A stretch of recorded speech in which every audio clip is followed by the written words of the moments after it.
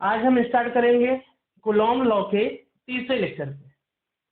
तीसरा लेक्चर जिसमें हम लोग न्यूमेरिकल्स आगे बढ़ाएंगे।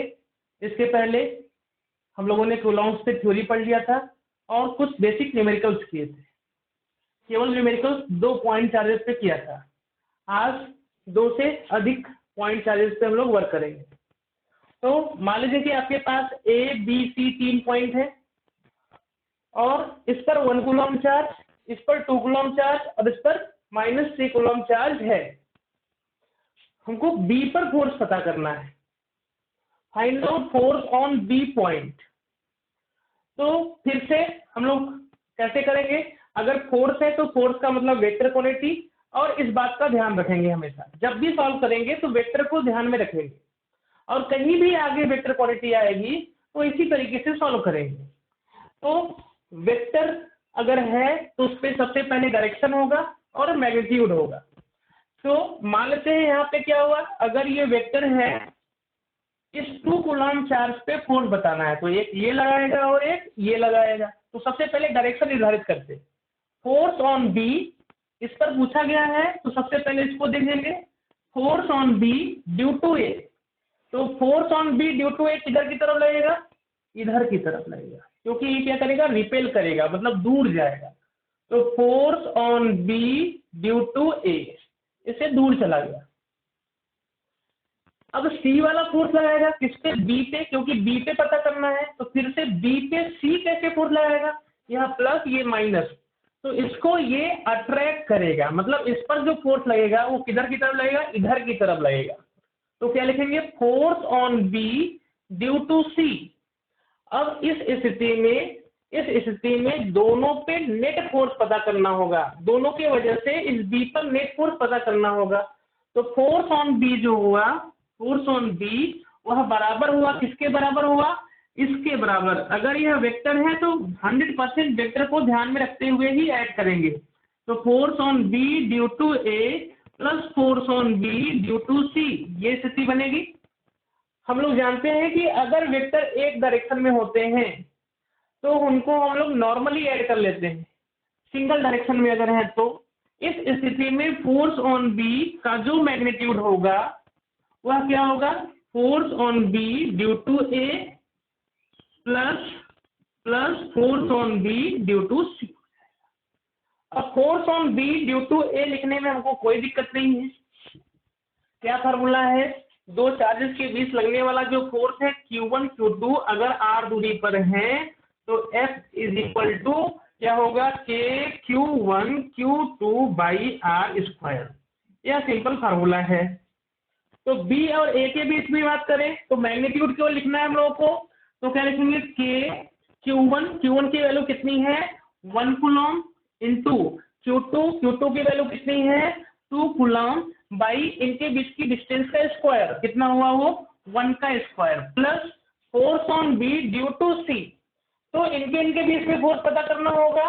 तो फिर से क्या होगा फॉर्मूला? K Q1 की वैल्यू कितनी है? 2, Q2 की वैल्यू -3 नहीं लेना है, केवल मैग्नीट्यूड, क्योंकि डायरेक्शन आपने पहले ही डिफाइन कर लिया है।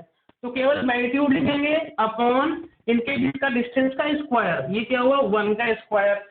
तो इस स्थिति में कितना आएगा? ये 2K 6K, टोटल फोर्स कितना आया? 7K। मतलब K की वैल्यू रख सकते हैं 9 इंटू 10⁹ न्यूटन। कितना हो गया ये? 63 इंटू 10⁹ न्यूटन। ये स्थिति है। तो कहीं भी फोर्स अगर हमको काउंट करना है तो वेक्टर को ध्यान में रखते हुए ही उसको हम लोग ऐड करेंगे। अगला सवाल देखते हैं।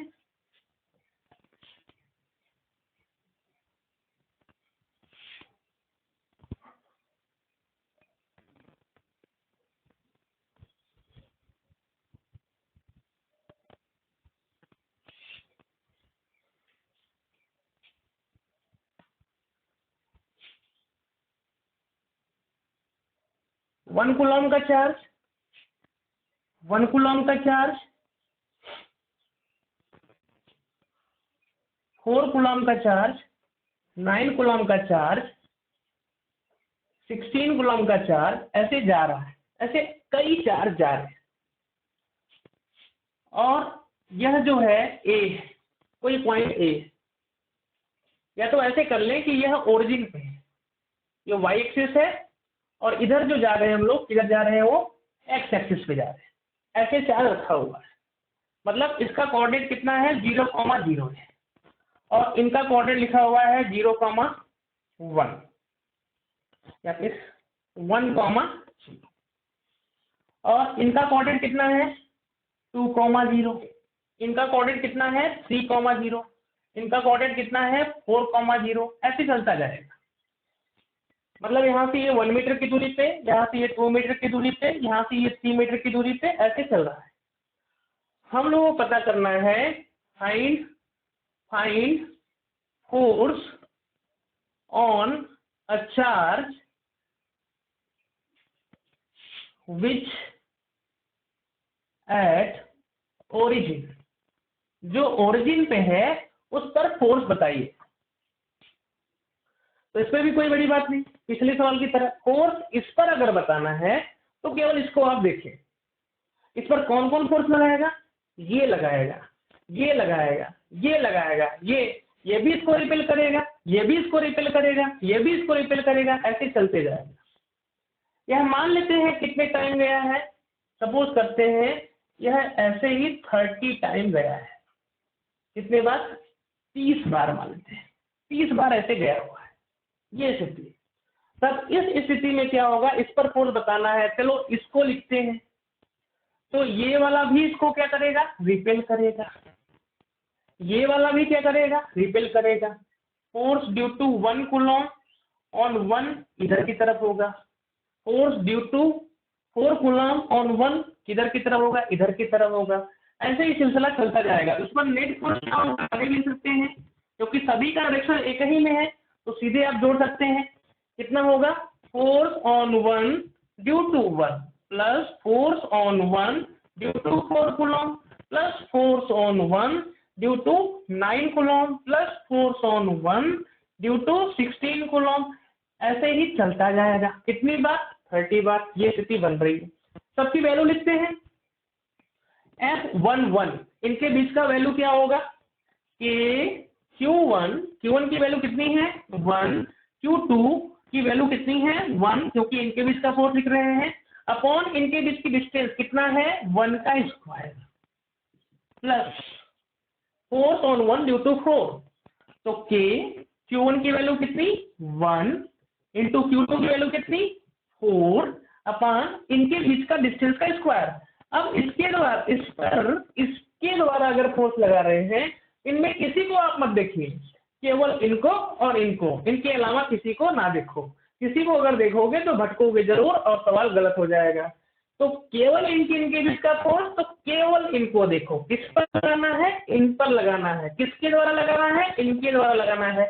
तो के इनका चार्ज बटा इनके बीच का डिस्टेंस का स्क्वायर। इनके बीच का डिस्टेंस का स्क्वायर कितना है 2 मीटर, तो कितना हुआ 2 का स्क्वायर प्लस इस पर अब ये आ गया फोर्स लगाने, तो इसको और इसको देखो, इसके अलावा किसी को ना देखो। तो कितना आएगा वो k इंटू 1 इंटू 9 अपॉन इनके बीच का डिस्टेंस स्क्वायर। इनका कोऑर्डिनेट 3 है, इसका मतलब ये दूरी कितना होगा 3 होगा। तो क्या होगा 3 का square plus k into 1 into ये कितना हुआ 16 अपॉन कितना हो जाएगा इनके बीच का डिस्टेंस का स्क्वायर 4 स्क्वायर प्लस कहानी ऐसे जाएगी। कितनी बार जाएगी 30 टाइम जाएगी।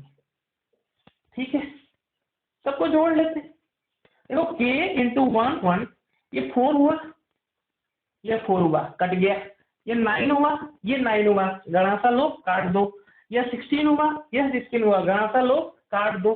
बचा कितना k, इधर बचा कॉमन कर लो, इधर कितना बचा 1, इधर भी कितना बचा 1, इधर भी कितना बचा 1, हट हट हट कितनी बार 30 बार। कितनी बार 30 बार।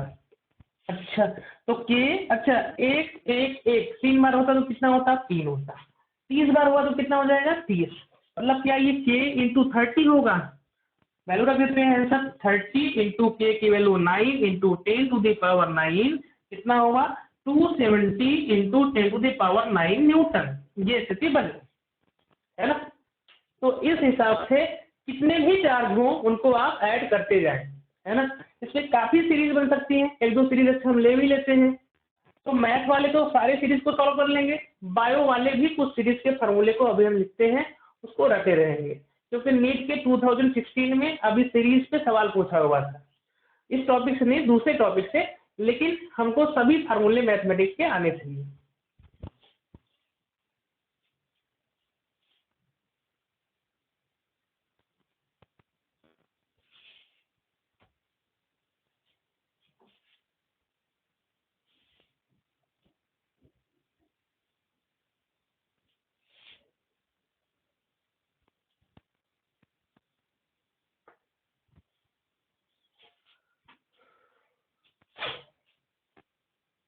दूसरा सवाल लेते हैं, क्वेश्चन इसी पे मान लेते हैं कि ओरिजिन है,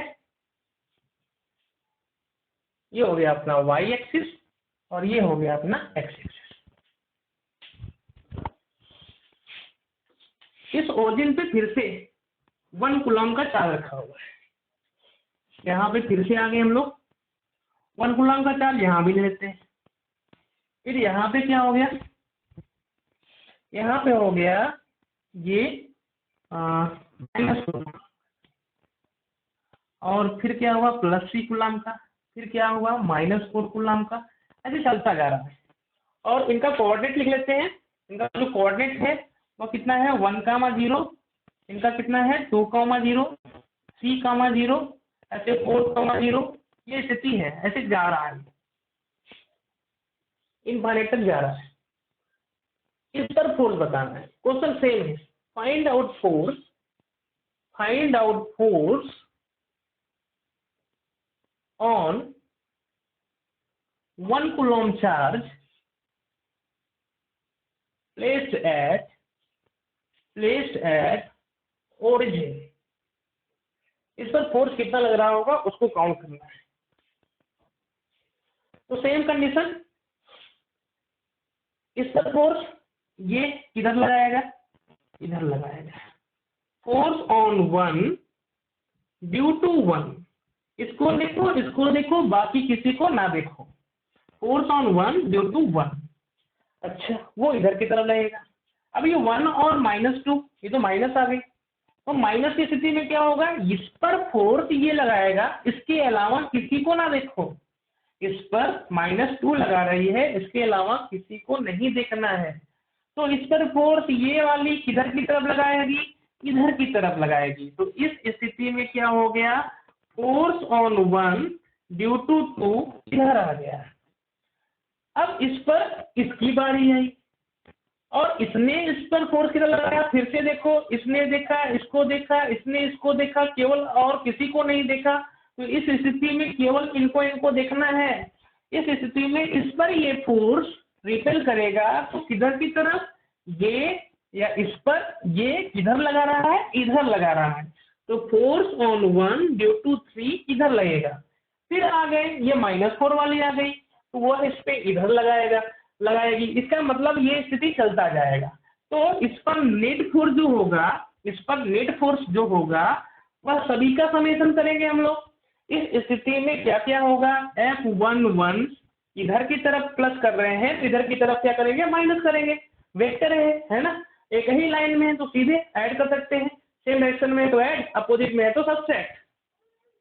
तो क्या होगा F11, फिर क्या होगा इधर की तरफ लग रहा है तो इसको क्या करेंगे -F12, फिर क्या होगा +F13, फिर क्या होगा 14 इधर लगा रहा है तो -F14। ये स्थिति चलता जाएगा, है ना, ये सिलसिला चलता जाएगा। तो इस स्थिति में अब वैल्यू लिखते हैं यहाँ पे, F = F11, इनके बीच का फोर्स KQ1 1 × Q2 कितना है 1, केवल इन्हीं को देखना है और किसी को नहीं देखना है अगर इनको लिख रहे हो तो, अपान इनके बीच का डिस्टेंस का स्क्वायर कितना हो गया हुआ 1 का स्क्वायर, माइनस F12 इनके बीच की बात करते हैं तो K केवल इन्हीं को देखना है, बाकी से मतलब नहीं रखना है। तो K × 1 × 2 मैग्नीट्यूड ही रखना है क्योंकि पहले से डायरेक्शन आपने डिफाइन कर लिया है। अपॉन इनके बीच का डिस्टेंस स्क्वायर। इनका कोऑर्डिनेट 2 है, मतलब ये वाली डिस्टेंस कितनी है, वह तो 2 मीटर है, इसलिए कितना होगा ये 2 का स्क्वायर प्लस के इनके बीच का फोर्स, तो कितना आएगा 1 इंटू इसका मैग्नीट्यूड c के q1 q2 अपॉन इनके बीच के डिस्टेंस का स्क्वायर, कितना है वो c का स्क्वायर। ये स्थिति चलता जाएगा ऐसे, है ना, ठीक है। तो ये कहानी चलता जाएगा। अब आगे इसमें अगर हम लोग देखें तो कुछ कॉमन हो सकता है। क्या कॉमन हो सकता है, ऊपर k/1, इधर क्या है 2/2 कट जाएगा, एक 2 कट जाएगा, इधर कितना आएगा 2 आएगा, एक c से एक c कट जाएगा, वो कितना आएगा 1/3। इसका मतलब हम लोग को दिख रहा है कुछ कि अगर हम लोग इसमें ऊपर k कॉमन कर ले तो इधर क्या बचेगा 1, इधर क्या बचेगा 2 से 2 गणासा लेकर के काट दो 1/2, 3 से 3 गणासा लेकर के काट दो, कट गया, कितना आया 1/3 माइनस 1/4, इस हिसाब से ये जाता रहेगा। अब सिंपल एक सीरीज बन गई, है ना। तो इस सीरीज को सॉल्व करने आना चाहिए। मैथमेटिक्स वाले तो जानते हैं, बायो वालों के लिए सीरीज बन रहा है तो वो सीरीज की गणित हमको पता होना चाहिए। जैसे यहाँ की जो सीरीज है वह किसकी सीरीज है, log 1 + x की सीरीज है, जिसकी वैल्यू कितनी होती है, इसकी वैल्यू होती है x - x² + x³ minus x⁴/4 खट खट खट, ये सिलसिला जाएगा, है ना। अगर यहाँ पे x बराबर 1 रख दे, x बराबर 1 रख दे, 1 + 1, ये log 2 आएगा। log 2 मतलब यहाँ किसकी वैल्यू है, बेस e की वैल्यू है, मतलब ln2 है। x के जगह पे 1 रखा है तो ये कितना आएगा 1 - 1/2 + 1/3 माइनस 1/4 खट खट खट, ये स्थिति आएगी। अच्छा, ये सीरीज जो है अभी हमको दिखा कहीं, ये तो 1 - 1/2 + 1/3 माइनस 1/4, यही तो दिख रहा है हमको। तो इसका मतलब यह तो ln2 की वैल्यू है, तो क्यों ना हम लोग क्या कर दें, इनके जगह पे k × ln2 लिखते, ये आंसर आ गया हम लोगों का। सिंपल है, समझ में आया। इस हिसाब से हमको सीरीज आना चाहिए। जिसको सीरीज नहीं आता है वो घबराने की जरूरत नहीं है उसको, लेकिन पहले ये मेथड आना चाहिए कैसे हम लोग सॉल्व कर रहे हैं, फोर्सेस को कैसे ऐड कर रहे हैं, है ना।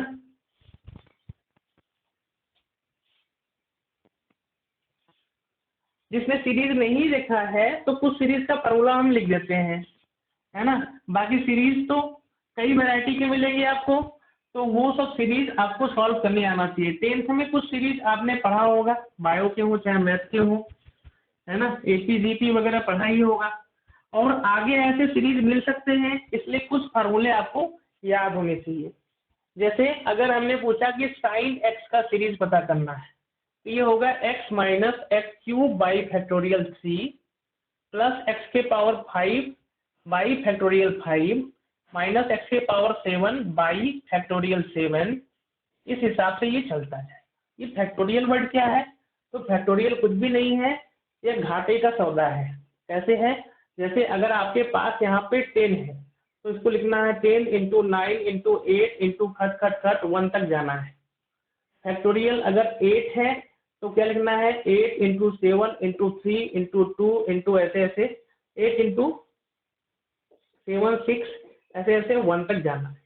कहने का मतलब क्या है, मैथमेटिक्स वाले पूरा जानेंगे, लेकिन जो बायोलॉजी के अगर ये वर्ड सुनेंगे तो फिजिक्स में कहीं भी यूज हो सकता है, इसलिए इसको आप जानते रहे। Rare of the rarest use होगा, लेकिन जिसको सिलेक्शन पाना है, आने वाला समय और भी कम्पिटिटिव होने वाला है, तो उसमें एक भी क्वेश्चन अगर छूटेगा तो आप सिलेक्शन से दूर रह जाएंगे, है ना।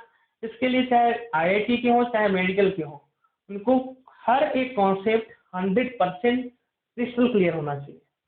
इसलिए कोई भी टॉपिक आपके लिए छोड़ने वाली चीज नहीं है, जहां भी लगे उसको आप पढ़िए। तो cos x की वैल्यू अगर यहाँ से है, cos x की वैल्यू आती है 1 - x² +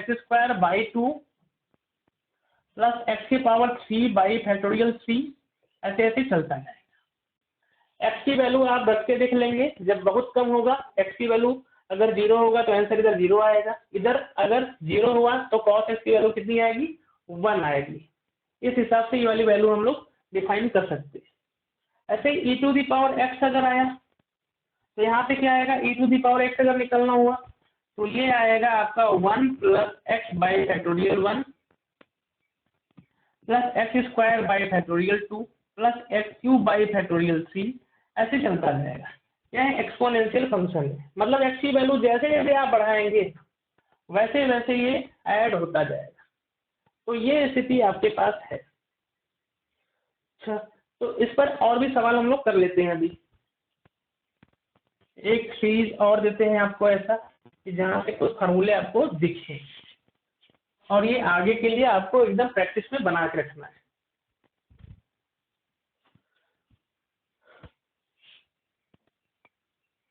क्वेश्चन है, मान लीजिए कि आपके पास फिर से वही 1 कूलम का चार्ज और 1 कूलम का चार्ज, आसानी के लिए सब 1 ले रहे हैं, 1 कूलम ऐसे ऐसे जा रहा है, और ये ओरिजिन है, मान लो 0,0, यह 1,0, यह 2,0, यह जो है वो 6,0, और यह 24,0। अगला जो आएगा वह 120,0। इस हिसाब से हमको एक गणित समझ में आ रही है कि ये किसका है। 1, 2, 6, 24 किसका वैल्यू है। तो यह वर्ड आता है फैक्टोरियल में, जैसे बढ़ता जाए 1 के बाद 2 आए, 2 इंटू 3 6, 6 इंटू 4 24, 24 इंटू 5 120। जहाँ पे ये रिलेशन बने आप समझ लीजिए वहां पे फैक्टोरियल का जैसा बन रहा है। इस पर फोर्स बताना है, सवाल वही है, force on origin. Force on origin, origin मतलब ओरिजिन पे जो चार्ज है उस पर फोर्स बताना है इन सभी के। तो सभी के सभी रिपीट करेंगे। अब तो बातें हमको समझ में आ गई हैं, तो इस पर डायरेक्ट छोड़ सकते हैं। इस पर ये लगाएगा तो कितना लिखेंगे, k इंटू 1 क्यू इसका डिस्टेंस का स्क्वायर, प्लस डायरेक्शन इसका सेम होगा। अब इस पर ये लगाएगा तो इस पर ये कैसे लगाएगा, ऐसे लगाएगा, डायरेक्शन सेम है तो k इंटू 1 बाई इनके बीच का डिस्टेंस का स्क्वायर, कितना हुआ 2 का स्क्वायर, प्लस k 1 इंटू कौन लगाएगा, ये लगाएगा 1 अपॉन इनके बीच के डिस्टेंस का स्क्वायर। अच्छा, यहाँ पे कुछ और गणित करते हैं, थोड़ा सा आसानी के लिए समझ में आ जाए हम लोगों को। तो यहाँ पे क्या करते हैं, यहाँ पे इसको हम लोग ले लेते हैं रूट में। जैसे भी डेटा सेट करना हो, सेटिंग के लिए हम ऐसा कर रहे हैं, तभी बन पाएगा, नहीं तो नहीं बन पाएगा, भटक जाएंगे हम लोग। ये स्थिति बन रहा है ना, ये रूट में जा रहा है। क्यों हमने ऐसा किया अभी आपको समझ में आ जाएगा। 1 स्क्वायर 2 स्क्वायर किसी बात हो गई, इसने इस पे लगाया, इसने इस पे लगाया, इसने इस पे लगाया, तो कितना आएगा ये तो √2 का स्क्वायर था, √2 का स्क्वायर था। ये दूरी कितनी हो गई, √6 का स्क्वायर हो गया, प्लस k इंटू 1 अपॉन इनके बीच का डिस्टेंस कितना है √24, तो इसका स्क्वायर हो गया। ऐसे k इंटू ये लगाएगा 1 इंटू 1 बाई कितना होगा इनके बीच का डिस्टेंस √120 का स्क्वायर। ये कहानी चलता जाएगा। कॉमन करिए, ये ऊपर सेम कॉमन हो गया। इधर क्या 1/1 आया, इधर कितना आया 1/2 आया, 1/6 आया, 1/24 आया, 1/120 आया। ये कहानी चलती जाएगी। अब ये सीरीज किसका है, तो सीरीज में जहां पे ऐसा एक्सपोनेंशियल वेरिएशन हो रहा है तो वहां पे आप एक गणित को ध्यान रखें, 1 + x square by factorial 2 x cube by factorial 3 ऐसे जा रहा है। इसकी वैल्यू 1 रखिए, x बराबर 1 रखिए, क्या आएगा यहाँ पे 1 + 1, 1 बाई फैक्टोरियल 2 का मतलब 2, 1 बाई फैक्टोरियल 3 का मतलब, फैक्टोरियल 3 का मतलब कितना आएगा, कितना आएगा 6, तो 1/6 हो गया। आगे क्या आएगा, फैक्टोरियल 4 आएगा तो कितना आएगा हुआ 4 इंटू 3 इंटू 2, ऐसे घटे जाएगा, कितना आएगा 24, मतलब आगे आएगा 1/24, ऐसे ऐसे चलता जाएगा। ये सीरीज है e⁻1 की। यहाँ पे हमको दिखा 1 + 1/2 + 1/6 + 1/24 1/20। इसका मतलब इस सीरीज से और इस सीरीज से तो कुछ ना कुछ लेना देना है क्या लेना देना है? यह वैल्यू किसकी है? अगर हम लोग क्या करें, इस e को यह -1 इधर कर दे तो e -1 की वैल्यू इतनी आएगी, और ये तो वही है जो ये है। इसका मतलब क्या हुआ? इसका मतलब ये हुआ कि इस फोर्स की जगह पे क्या ले सकते हैं हम लोग, k × e -1। चाहो तो e की वैल्यू भी रख दो, नहीं तो ऐसे छोड़ दो। हमारा कहने का मतलब इस पे कितनी भी वैरायटी के क्वेश्चन बन सकते हैं, लेकिन अभी हमको केवल क्या सीखना था इस पे कि कैसे एक ही लाइन में अगर चार्जेस हैं और फोर्स लग रहा है तो चूंकि वेक्टर है तो कैसे हम लोग ऐड करेंगे, उनको नेट फोर्स कैसे निकालेंगे।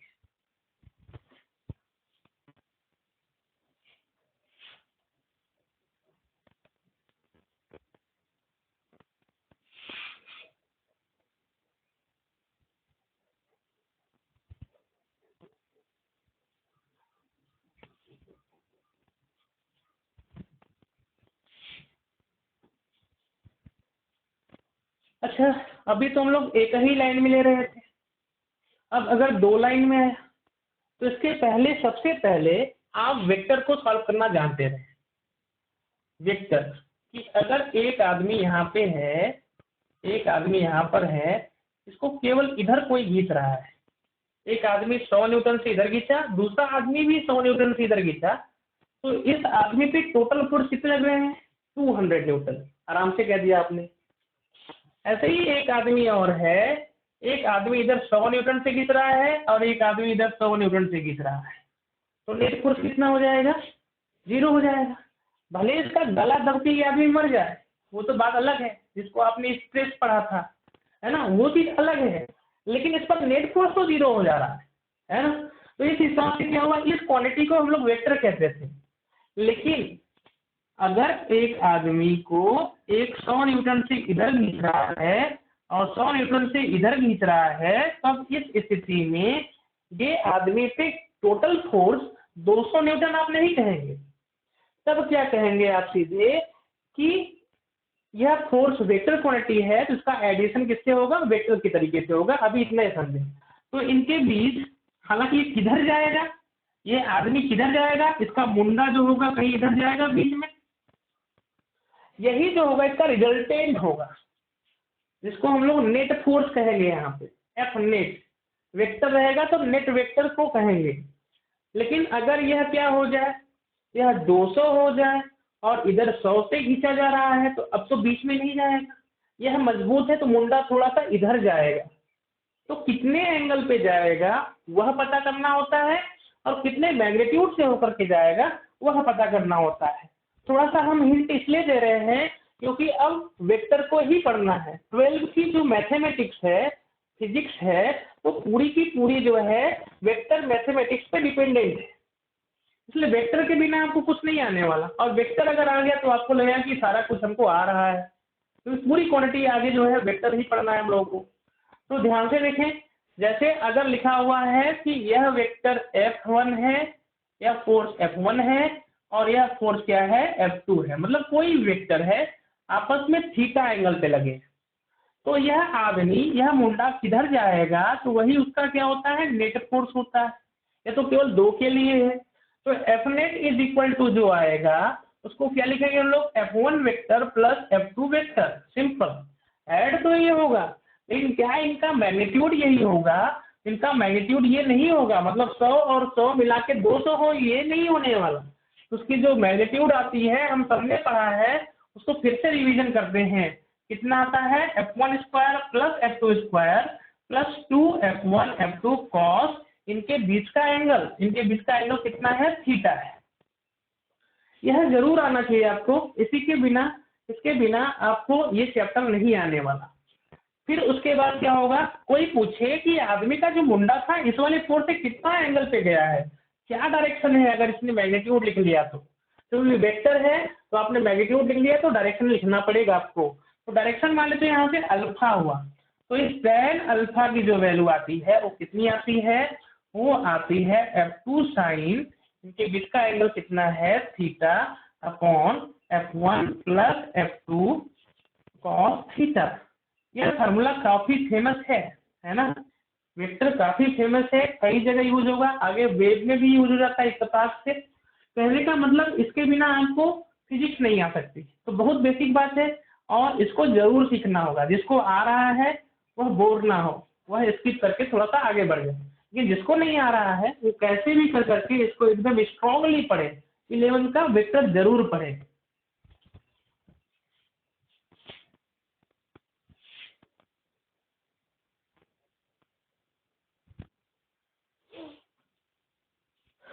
फिर अगर कंपोनेंट ब्रेक करने की बात आएगी तो उसको देख लो। अगर ये फोर्स ऐसा है, यहाँ से थीटा एंगल बना रहा है, इसका मतलब दो डायरेक्शन, एक इधर की तरफ है और एक इधर की तरफ है ना। तो जब फोर्स देखो इसके पास आएगा, इसके पास आएगा, तो जिधर थीटा है उधर क्या होता है, कॉस होता है। इसका नाम क्या दूं, कॉस थीटा। इसका नाम क्या दूं, साइन थीटा। समझ में आया, एफ कॉस थीटा और क्या हो गया, एफ साइन थीटा हो गया। ऐसे ही अगर कोई फोर्स ऐसे लगा हुआ है और ये एंगल फाई है, इसका मतलब दो डायरेक्शन में आप इसको ब्रेक कर सकते, किसी भी दो डायरेक्शन में। हम ये नहीं करें केवल आप एक्स और वाई में करें, वेक्टर जब पढ़ा जाएगा तो उसमें और डिटेल में हम लोग बातें करेंगे। तो इसको दो कंपोनेंट, इधर एक कंपोनेंट ले रहे हैं और एक कंपोनेंट इधर ले रहे हैं। तो इस कंपोनेंट का नाम क्या दे, इधर फाई से सटा हुआ है ये, उसका नाम क्या होगा, कॉस। और जो फाई से दूर है उसका नाम क्या होगा, साइन। मतलब कोई भी अगर ऐसे है मान लो, और ये मान लेते हैं कि ऐसे है एफ, और आपको इस डायरेक्शन में एंगल तोड़ना है, ये फाई।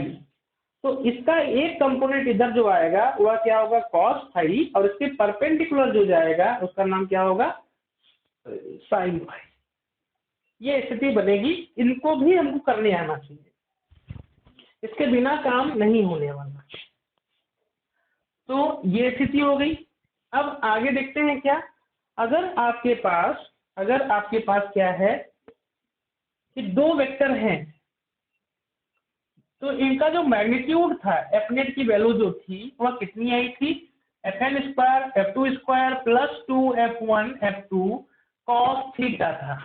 थीटा की वैल्यू अगर जीरो हो, F1 और F2 एक ही डायरेक्शन में हो, तो एफ नेट की वैल्यू कितनी हो जाएगी, cos 0, मतलब ये under root F1 plus F2 का होल स्क्वायर हो जाएगा। मतलब कितना होगा, F1 प्लस F2।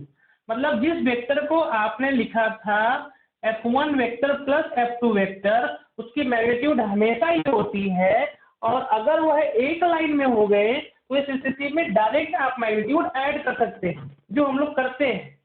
और फिर वैसे ही अगर आपके पास अपोजिट डायरेक्शन में होते हैं, अगर F1 इधर की तरफ होता और F2 इधर की तरफ होता, तो एफ नेट की वैल्यू फिर से इनके बीच का एंगल कितना हो गया, 180 हो गई। इस स्थिति में एफ नेट की जो वैल्यू आती, यहाँ पे cos 180 आता, और cos 180 की जगह पे रखते तो -1 आता। मतलब ये क्या बनता अंदर, ये बनता F1 माइनस F2 का होल स्क्वायर, मतलब बनता क्या, F1 माइनस F2 बनता। इसका मतलब क्या हुआ कि अगर अपोजिट डायरेक्शन में है तो दो वेक्टर को अगर ऐड कर रहे हैं तो मेन फार्मूला ये है मैग्नीट्यूड का, लेकिन रिजल्टेंट आप डायरेक्ट भी कर सकते हैं। अगर एक ही लाइन में है तो F1 माइनस F2 डायरेक्ट लिख सकते हैं। मतलब अगर वेक्टर एक लाइन में आ रहे हैं, एक ही डायरेक्शन में है, एक ही डायमेंशन में है, इस स्थिति में वेक्टर स्केलर के जैसा ऐड होने लगता है, नॉर्मल एडिशन होने लगता है। तो कहीं भी वेक्टर होंगे तो सबसे पहले उनको हम एक लाइन में लाएंगे, एक ही एक्सिस में लाएंगे, जिसको सीधे ऐड कर लेंगे।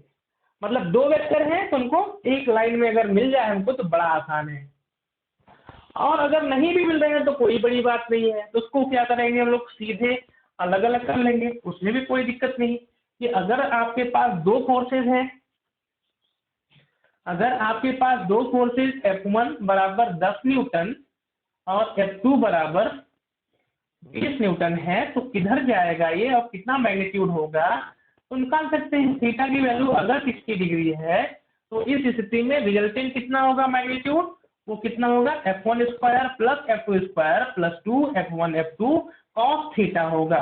वैल्यू रखें तो कितना आएगा, F1 स्क्वायर कितना होगा, ये 10 का स्क्वायर, F2 का स्क्वायर कितना होगा 20 का स्क्वायर प्लस 2 इंटू 10 इंटू कितना हो गया, ये 20 हो गया, इंटू कितना हो गया कॉस, इनके बीच का एंगल कितना है 60। इस हिसाब से ये सॉल्व हो जाएगा। और डायरेक्शन हम लोग निकाल लें कि ये इससे कितना एंगल पे जाएगा। तो इस कंडीशन में अगर ये अल्फा है तो tan अल्फा बराबर ये वाला वेक्टर 10 sin थीटा मतलब 60/20 प्लस 10 cos 60, अल्फा की वैल्यू निकाल लेंगे तो ये पता चल जाएगा कि एग्जैक्ट डायरेक्शन क्या है ना। तो यह वेक्टर का एडिशन का तरीका है, ठीक है। तो अब इस हिसाब से थोड़ा सा हम आपको 11 की बातें समझा रहे थे। जिसने वेक्टर पहले से पढ़ा है वो भी पढ़े, कोई दिक्कत नहीं है ना, बार बार पढ़े उसको, जितनी बार आप पढ़ेंगे चीजें उतनी ही अच्छी लगेंगी और समझ में आएगा, है ना। तो इसके बाद फिर क्या होगा, इसके बाद अगर मान लेते हैं हम लोग 12 के टॉपिक पे आते हैं और वहां पे कोई भी वेक्टर मिलता है, जैसे इस समय फोर्स मिल रहा है, आगे इलेक्ट्रिक फील्ड मिलेगा, टॉर्क मिलेगा, है ना, मैग्नेटिक फील्ड मिलेगा, ग्रेविटेशन फील्ड मिलेगा, ये सारे के सारे वेक्टर एक जगह वेक्टर ऐड करना सीख जाए, पूरी फिजिक्स में जितने भी वेक्टर हैं ऐड करने आ जाएगा आपको, इसलिए इम्पोर्टेंट है। आगे फिर वेब में बताएंगे कि यही फार्मूला कितनी अच्छा लगता है ना, इसलिए इतना ज्यादा इम्पोर्टेंट है, इसलिए इस पे हमने रिवीजन दिया आपको। तो ध्यान से रखें, इस पे खूब प्रैक्टिस करना है, जिसको कम आ रहा है 10 15 20 सवाल और करे उस पे। अब देखते हैं टॉपिक पे आते हैं। मान लेते हैं कि यहाँ पे आपके पास एक ट्राइंगल है, सिंपल एक ट्राइंगल है कोई, ये ट्राइंगल है, मान लीजिए इक्विलेटरल ट्राइंगल है, इनके केवल वर्टिसेस पे चार्ज रखा हुआ है Q Q Q, केवल वर्टिसेस पे रखा हुआ है, ये स्थिति केवल वर्टिसेस पे। अब इस स्थिति में यहां से अगर हम लोग बात करें, यह मान लेते हैं A, यह मान लेते हैं B और यह मान लेते हैं C, साइड इनके बीच का जो है वो क्या है M है। किसी पे फोर्स पूछा गया, किसी वर्टिसेस पे फोर्स पूछा गया, find force on charge Q, मतलब किसी पे पूछा गया। तो मान लेते हैं हम लोग FA निकालना है, सपोज करो इस पर फोर्स पता करना है, तो ये वाला फोर्स लगाएगा और ये वाला लगाएगा, ये दोनों लोग लगाएंगे फोर्स, ये स्थिति बनेगी। तो इस पर जो ये फोर्स लगाएगा, जब भी दो चार्जेस के बीच में फोर्स लगता है तो along the line joining of two charges होता है, इन्हीं के लाइन में लगता है, तो इनके बीच में जो फोर्स लगेगा तो इन्हीं के लाइन के अलोंग लगेगा। फोर्स ऑन ए कौन कौन लगाएगा, बी लगाएगा और सी लगाएगा। तो ए पे जब बी लगाएगा तो रिपेल करेगा, तो ए पर बी के द्वारा फोर्स अवे होगा, तो इससे दूर जाइए आप, या क्या हो गया, force on A due to कौन, बी, उसी के लाइन में। ऐसे force on A due to C, तो सी किसको इसी के लाइन में लगाएगा, इन दोनों के लाइन को मिलाने वाले रेखाओं के बीच में लगाएगा, तो इसी डायरेक्शन में जाएंगे। लेकिन इस पर ये रिपेल करेगा, इसको ये रिपेल करेगा, मतलब दूर भेजेगा, तो क्या लिखे हम लोग, force on A due to C, ये सीरीज बन गई, force on A due to C. अगर यह इक्विलेटरल ट्राइंगल है तो सारे एंगल कितने होंगे, 60 होंगे। सिंपल ज्योमेट्री आपको अब आना चाहिए, नहीं आ रही है तो सवालों के माध्यम से सीखिए। यहाँ से क्या होगा, फोर्स ऑन ए, और ये अगर ये 60 तो ये वाला भी कितना होगा, 60 डिग्री होगा, है ना। अच्छा, अब यहाँ पे जो नेट फोर्स है, नेट फोर्स FAC और FAB, तो फोर्स को जोड़ना है, इस पर दोनों लोग लगा रहे हैं, और फोर्स है तो वेक्टर क्वांटिटी होगा, और अगर वेक्टर है तो कहीं इनके बीच में आ रहा होगा, तो हमको Fnet की वैल्यू चाहिए, और Fnet की वैल्यू अगर चाहिए तो Fnet बराबर क्या लिखेंगे हम लोग, vector FAC plus vector FAB, और ये वेक्टर है तो डायरेक्ट नहीं जोड़ना है, अभी समझ में आया। तो हम लोग क्या करते हैं, इनका पहले मैग्नीट्यूड लिख लेते हैं, इनका मैग्नीट्यूड का फॉर्मूला क्या है, हुआ इसका स्क्वायर, अच्छा, प्लस इसका स्क्वायर प्लस 2 इंटू ये इंटू कॉस 60 होगा। वैल्यू लिखते हैं इनकी। एफ ए सी की वैल्यू अगर किसी ने पूछा हमसे तो क्या बताएंगे हम लोग, F A C is equal to क्या होगा कि इनके बीच का force Q into Q by इनके बीच के डिस्टेंस का स्क्वायर, तो कितना होगा वो L स्क्वायर। अच्छा, ऐसे एफ ए बी की बात करें तो वो भी क्या है कि इनके बीच का मैग्नीट्यूड कितना है, Q इंटू क्यू, दोनों क्यों है, अपान इक्विलेटरल ट्राइंगल है तो साइड कितना होगा, L होगा, तो L स्क्वायर हो गया। तो देखते हैं दोनों फोर्स सेम आया, तो इसको अगर F लिखें तो इसको भी क्या लिखेंगे हम लोग, F लिखेंगे। ये स्थिति आई। तो यहाँ पे क्या हुआ, इसके मैग्नीट्यूड का स्क्वायर तो F स्क्वायर, इसके मैग्नीट्यूड का स्क्वायर तो F square plus 2F into क्या हो गया cos 60। तो वैल्यू कितनी आई, वैल्यू आई F square 2F square plus cos 60 की वैल्यू कितनी होती है 1/2, ये कट गया तो ये F स्क्वायर आया।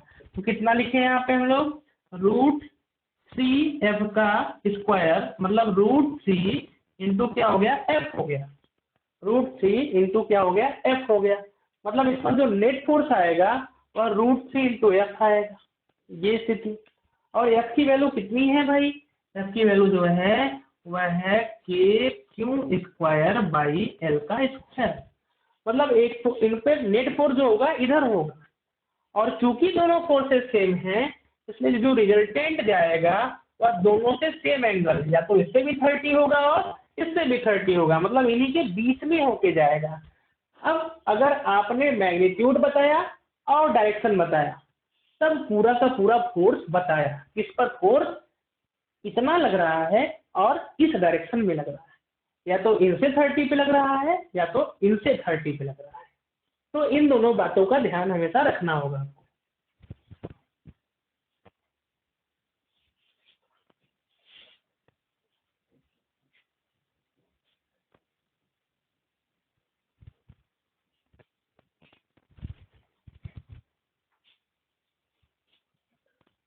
अब मान लीजिए आपसे क्या हुआ और पूछा गया, क्या अगला क्वेश्चन सेम लेते हैं, इसी में थोड़ा सा प्रैक्टिस कराने के लिए कि चार्ज Q है और इधर -Q रखा हुआ है, -Q, सारा क्वेश्चन सेम है, सारा क्वेश्चन सेम है, केवल बताना है फोर्स ऑन दिस, इस वर्टिसेस पे जो है उस पर फोर्स बताना है, ठीक है। तो सेम कहानी, अब थोड़ा सा डायरेक्ट करते हैं, है ना। इनके बीच में अगर ये B है और ये C है तो फोर्स ऑन A, इसकी वजह से तो A पर B किधर लगाएगा, अट्रैक्ट करेगा, तो अट्रैक्ट करने का मतलब इस पर फोर्स किधर लगाएगा, ये इधर की तरफ लगाएगा। क्या नाम दूं, force on A due to कौन है, B है। Same to same force on A due to कौन है, C है। तो इस स्थिति में force on A due to क्या हुआ, C हुआ। अच्छा, तो वैल्यू रखते हैं force on A due to B, इसकी वैल्यू कितनी आएगी कि Q1 Q into Q2, magnitude रखना है क्योंकि डायरेक्शन आपने पहले ही ले लिया है, Q अपान इनके बीच का डिस्टेंस का स्क्वायर, क्योंकि सेम क्वेश्चन बोला था इसलिए साइड L है सबका, तो L square. Same to same इनके बीच में FAC के लिए अगर हम लोग बात करें तो FAC की वैल्यू कितनी आएगी कि Q अपान इनके बीच के डिस्टेंस का स्क्वायर, मतलब अगर ये F है तो ये वाला भी क्या होगा, F होगा। ये स्थिति बन रही है ना। तो यहाँ से क्या हुआ, अगर हम लोग देखें सिचुएशन को तो अब इस पर A पर एक आदमी इधर से खींच रहा है, एक आदमी इधर से, मतलब एक चार्ज इधर से एक चार्ज इधर से, तो किधर जाएगा वो, वही इनका रिजल्टेंट होगा। तो इनका रिजल्टेंट मान लेते हैं इधर कहीं आने वाला है, F नेट, और इनसे जो है थीटा एंगल बनाएगा, है ना, ये स्थिति बनेगी।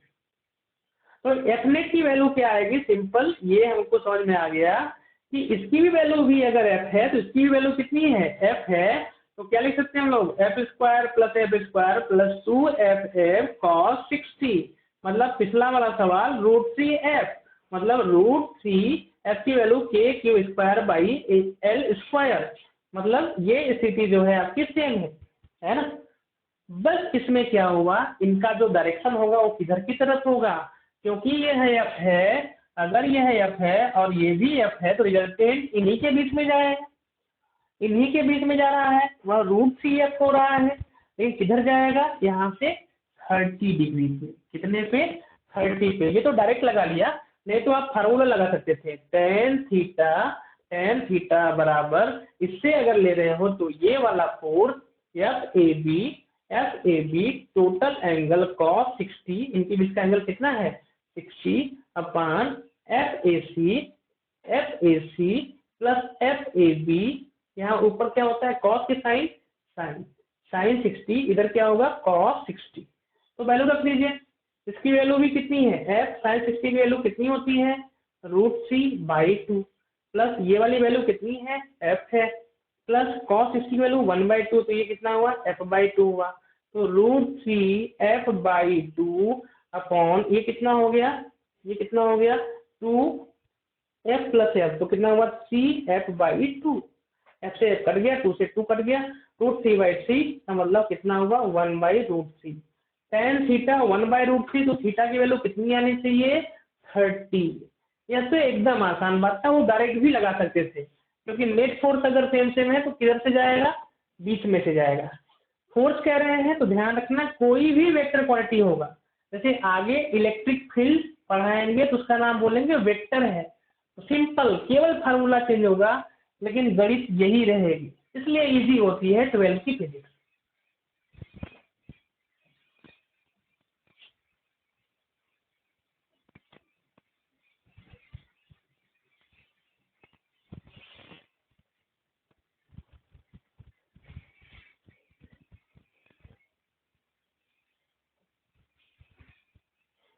अगला क्वेश्चन इसी में एक बार फिर से करते हैं कि इस बार इसको क्यों रहने दिए और यहाँ पे माइनस क्यों कर दिया और यहाँ पे क्यों कर दिए। फिर से इक्विलेटरल ट्राइंगल, ये लेंथ L, ये वर्टिसेस का नाम दे देते हैं A, इसका नाम दे देते हैं B और इसका नाम दे देते हैं C। फिर से पूछा force on A, same question, force on A, force का मतलब वेक्टर पूछ रहे हैं तो मैग्नीट्यूड के साथ डायरेक्शन भी बताना है, ध्यान रखना है।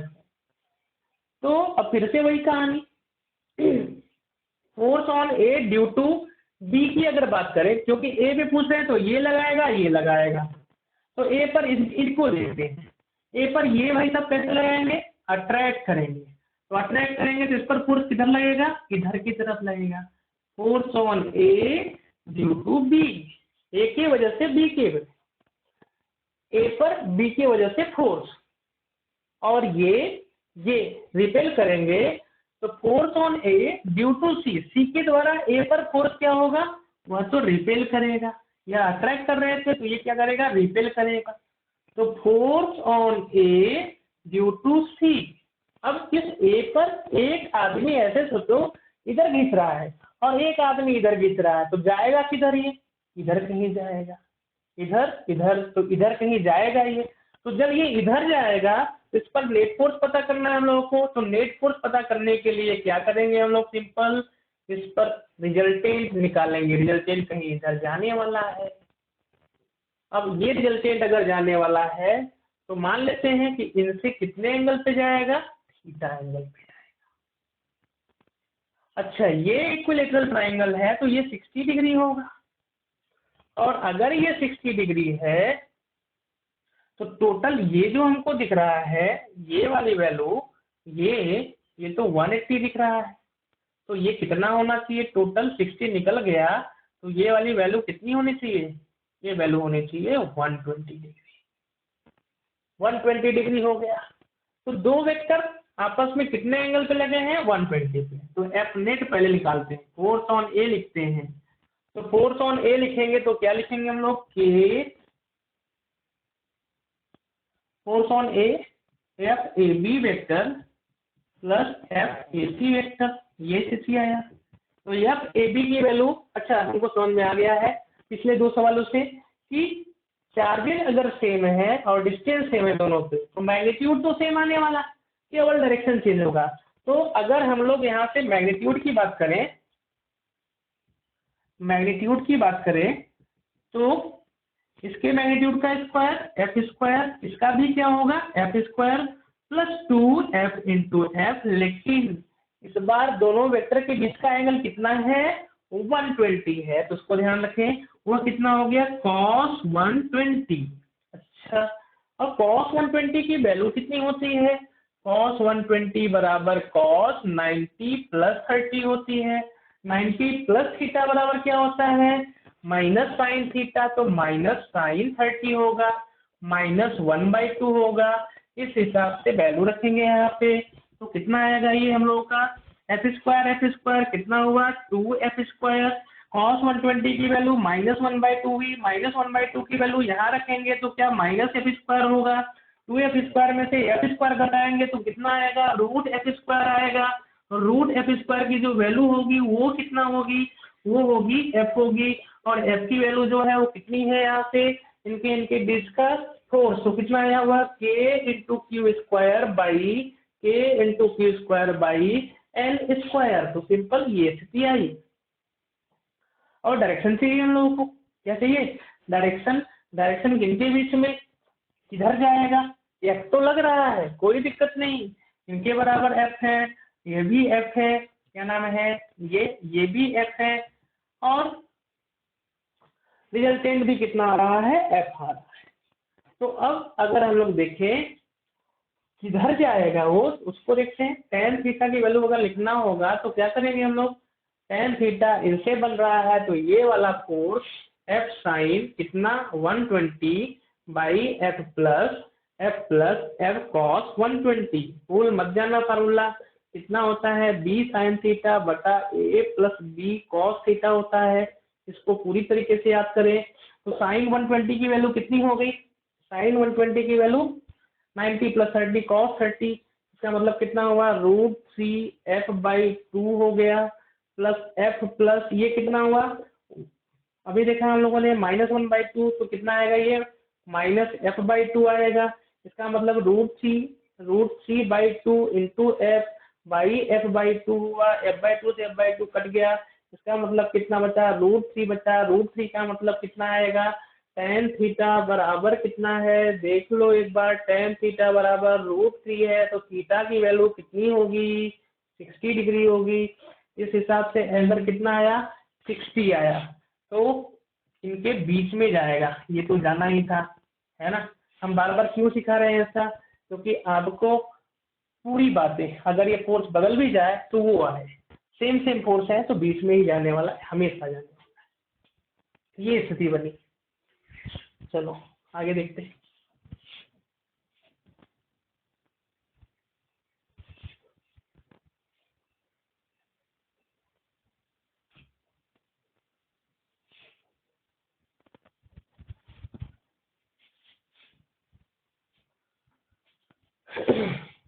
अब अगर आपसे कहा गया कि मान लेते हैं कि स्क्वायर है कोई, अगला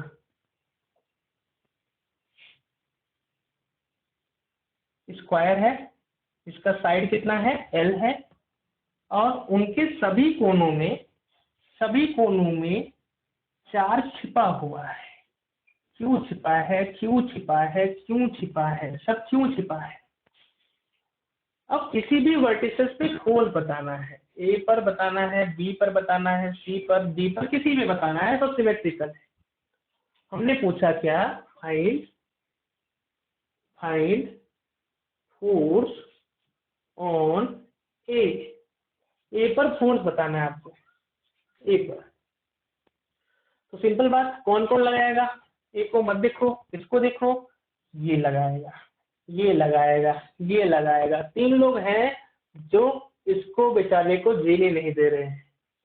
अब देखते हैं कौन, ये कैसे धक्का मारेगा, धड़ाक इधर गया तो ये इस पर फोर्स लगा कितना, इस चार्ज पर, क्यू जो चार्ज था यहाँ पर, इस पर लगा फोर्स ऑन ए, किसकी वजह से डी की वजह से, इधर लगा। ए पर बी भी लगाएगा किधर की तरफ, उसी के लाइन में धड़ाक इधर से लगाएगा। तो क्या लिखेंगे हम लोग यहाँ से, force on A due to कौन, बी की वजह से लगाएगा। अब ए पर और कौन बचा, इसकी भी निगरानी है, ध्यान से देख रहा है ये। तो ये इसको धक्का मारेगा किधर की तरफ, इधर की तरफ। तो ए पर जो ये फोर्स लगाएगा उसी के लाइन ज्वाइनिंग में लगाएगा, इस हिसाब से इधर की तरफ लगाएगा, ऐसे लगाएगा।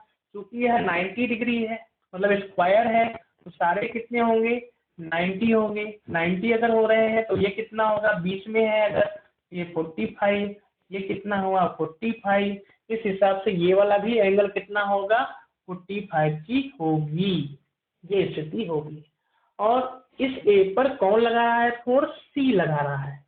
तो क्या लिखेंगे हम लोग, force on A due to C. तो ए वाले को तीन लोगों ने एक ऐसे मुक्का मारा, एक ऐसे मारा, एक ऐसे मारा। अब जाएगा किधर ये, उसको सॉल्व करते हैं। तो net force on A count करते हैं, तो उसका एफ बी डी बना लेते हैं, simple F B D of A, मतलब केवल ए को देखो और किसी को ना देखो। एफ बी डी का मतलब केवल ए को देखो और किसी को ना देखो। तो ए को देखो, उठा लाओ, क्यों यहाँ पे लेकर के आए हम लोग, ए यहाँ पे आ गया, उस पर इसने ऐसे मारा है, अरे बाप रे बाप, एफ ए डी ऐसे मार रहा है, और ये इसको ऐसे मारा, अरे बाप रे बाप, एफ ए डी ऐसे मारा, और ये ऐसे मारा, यहाँ से ये कैसे मारा, ऐसे मारा। तो इस हिसाब से ये तीन लोग बहुत मार रहे हैं इसको, एफ ए सी, ये स्थिति हुई है ना। तो तीनों वेक्टर हैं, तो वेक्टर के तरीके से ऐड करेंगे, है ना। तो वेक्टर के तरीके से अगर ऐड कर रहे हैं तो देखो, अगर ये 45 है, अब अभी तक हम लोगों ने लॉ ऑफ पैरेललोग्राम जो पढ़ा था, दो वेक्टर के लिए पढ़ा था, अब तीन आ गए। लेकिन हमने ध्यान से एक बात दोहराई थी कि अगर दो वेक्टर एक ही लाइन में है, तीन वेक्टर हो, चार वेक्टर हो, 1000 वेक्टर हो, जैसे इसके पहले सीरीज में किया था, एक ही लाइन में जब फोर्स लग रहे थे, आराम से आप ऐड कर दीजिए। तो वह स्थिति क्या होगी, यहाँ से इनको अगर ऐड करें, ध्यान से देखें, एफ ए डी की वैल्यू लिखते हैं। एफ ए डी की वैल्यू अगर लिखोगे तो ए और डी के बीच में फोर्स कितना है, के क्यू1, क्यू इंटू इनके पे भी कितना है, क्यू अपान इनके बीच की डिस्टेंस का स्क्वायर, एल स्क्वायर हुआ, मतलब कितना हुआ, के क्यू स्क्वायर बाई क्या हो गया, एल स्क्वायर हो गया। ठीक है, अच्छा, फिर अगर आए ए और बी को देखें, ए और बी को देखें तो वह वाला भी फोर्स वही आएगा। या ए बी के लिए अगर बात करें तो इनके बीच का भी डिस्टेंस वही है। तो कितना लिखें, के इनके बीच का डिस्टेंस एल है, चार्ज कितना है, क्यू इंटू क्यू बाई कितना, एल स्क्वायर। मतलब अगर ये एफ है तो ये वाला भी क्या लिख लेना चाहिए, एफ लिखना चाहिए। अभी तक के सोल्यूशन में हम लोग को एक बात समझ में आ गई कि अगर दो वेक्टर एक ही डायरेक्शन में या तो ऐसे लग रहे हैं, एफ और एफ लग रहे हैं, तो इनका जो रिजल्टेंट होता है वो तो बीच में से जाता है। जो इन दोनों वेक्टर का जो रिजल्टेंट होगा वह तो बीच में से होके जाएगा।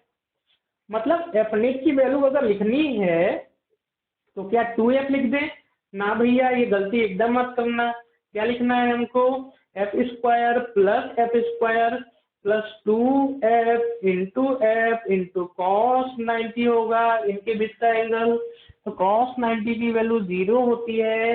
इस हिसाब से ये कितना आएगा, F square plus F square हुआ।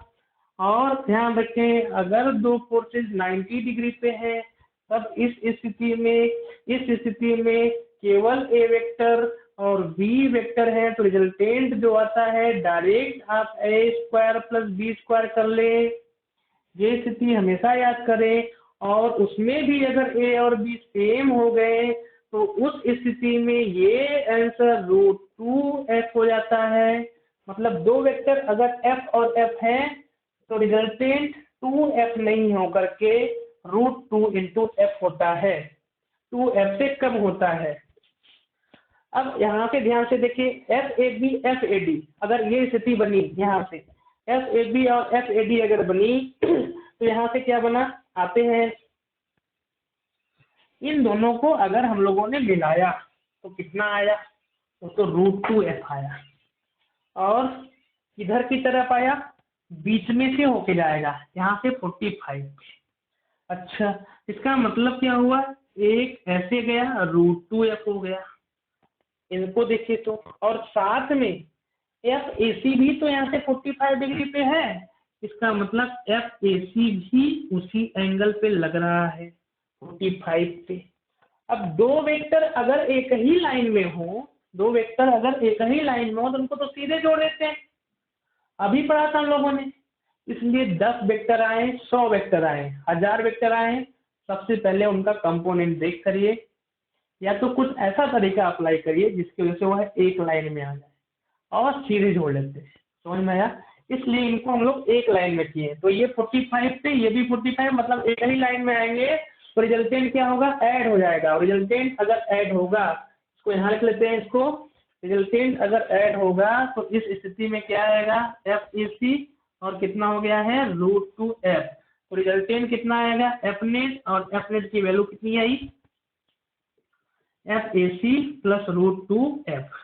एफ ए सी की वैल्यू कितनी है, ए और सी के बीच। अगर ये एल है तो ये वाला भी एल है ना, ये तो 90 डिग्री हो गया, तो ये हाइपोटेनस हो गया, तो ये आंसर कितना आने वाला है, ये तो ट्राइंगल बन रहा है, तो इसका स्क्वायर प्लस इसका square, L square plus L square, तो आंसर कितना आएगा √2l। मतलब ये जो डायगोनल होगा वह √2l हो जाएगा। तो एफ ए सी अगर लिखना हुआ तो क्या लिखे हम लोग यहाँ से, के क्यू इंटू क्यू, तो क्यू स्क्वायर बाई इनके बीच का डिस्टेंस का स्क्वायर, इसका स्क्वायर करेंगे तो कितना होगा, वो तो 2l स्क्वायर हो जाएगा, प्लस √2f। एफ की वैल्यू कितनी है, एफ की वैल्यू जो हम लोगों ने लिखा था, कितना लिखा था, K Q square by L square, ये तो स्क्वायर होगा, K Q square by L square, K Q square by L square. तो अब क्या होगा, यहाँ वैल्यू रख लेते हैं, कॉमन कोई चीज कर ले, तो के Q square by L square अगर कॉमन किए तो किधर आएगा, कितना आएगा सर, के Q square by L square, इधर कितना आया ये 1/2 प्लस रूट, ये कहने का मतलब क्या हुआ, नेट फोर्स इस पे निकल गया। और दूसरी स्थिति क्या है, इधर की तरफ यहाँ से 45 पे ऐसे लग रहा होगा, मतलब फोर्स लिख रहे हैं तो मैग्नीट्यूड अगर लिखा तो डायरेक्शन भी आप लिखते जाए। फोर्स केवल यही नहीं, आगे जितने भी चैप्टर वेक्टर होंगे सबको ऐसे ही सॉल्व करेंगे आप।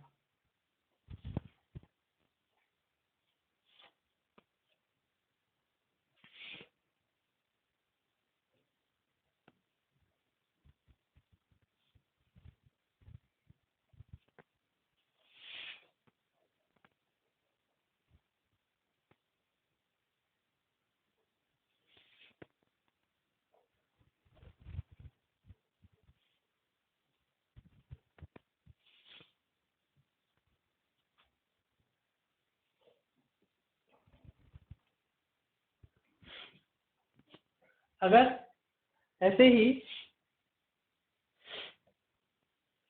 इसी सवाल में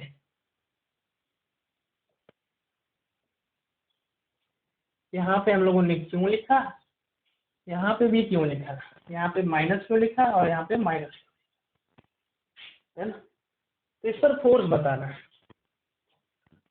ए बी सी डी। हमने पूछा force on A, force on A पर फोर्स बताइए। तो ए पर फोर्स बताने के लिए ए पर कौन लगाएगा, बी लगाएगा, और बी लगाएगा तो कैसे करेगा, अट्रैक्ट करेगा, तो अट्रैक्ट करेगा तो फोर्स किधर लगा, इधर की तरफ लगा, तो force on A due to B ऐसे खींचा।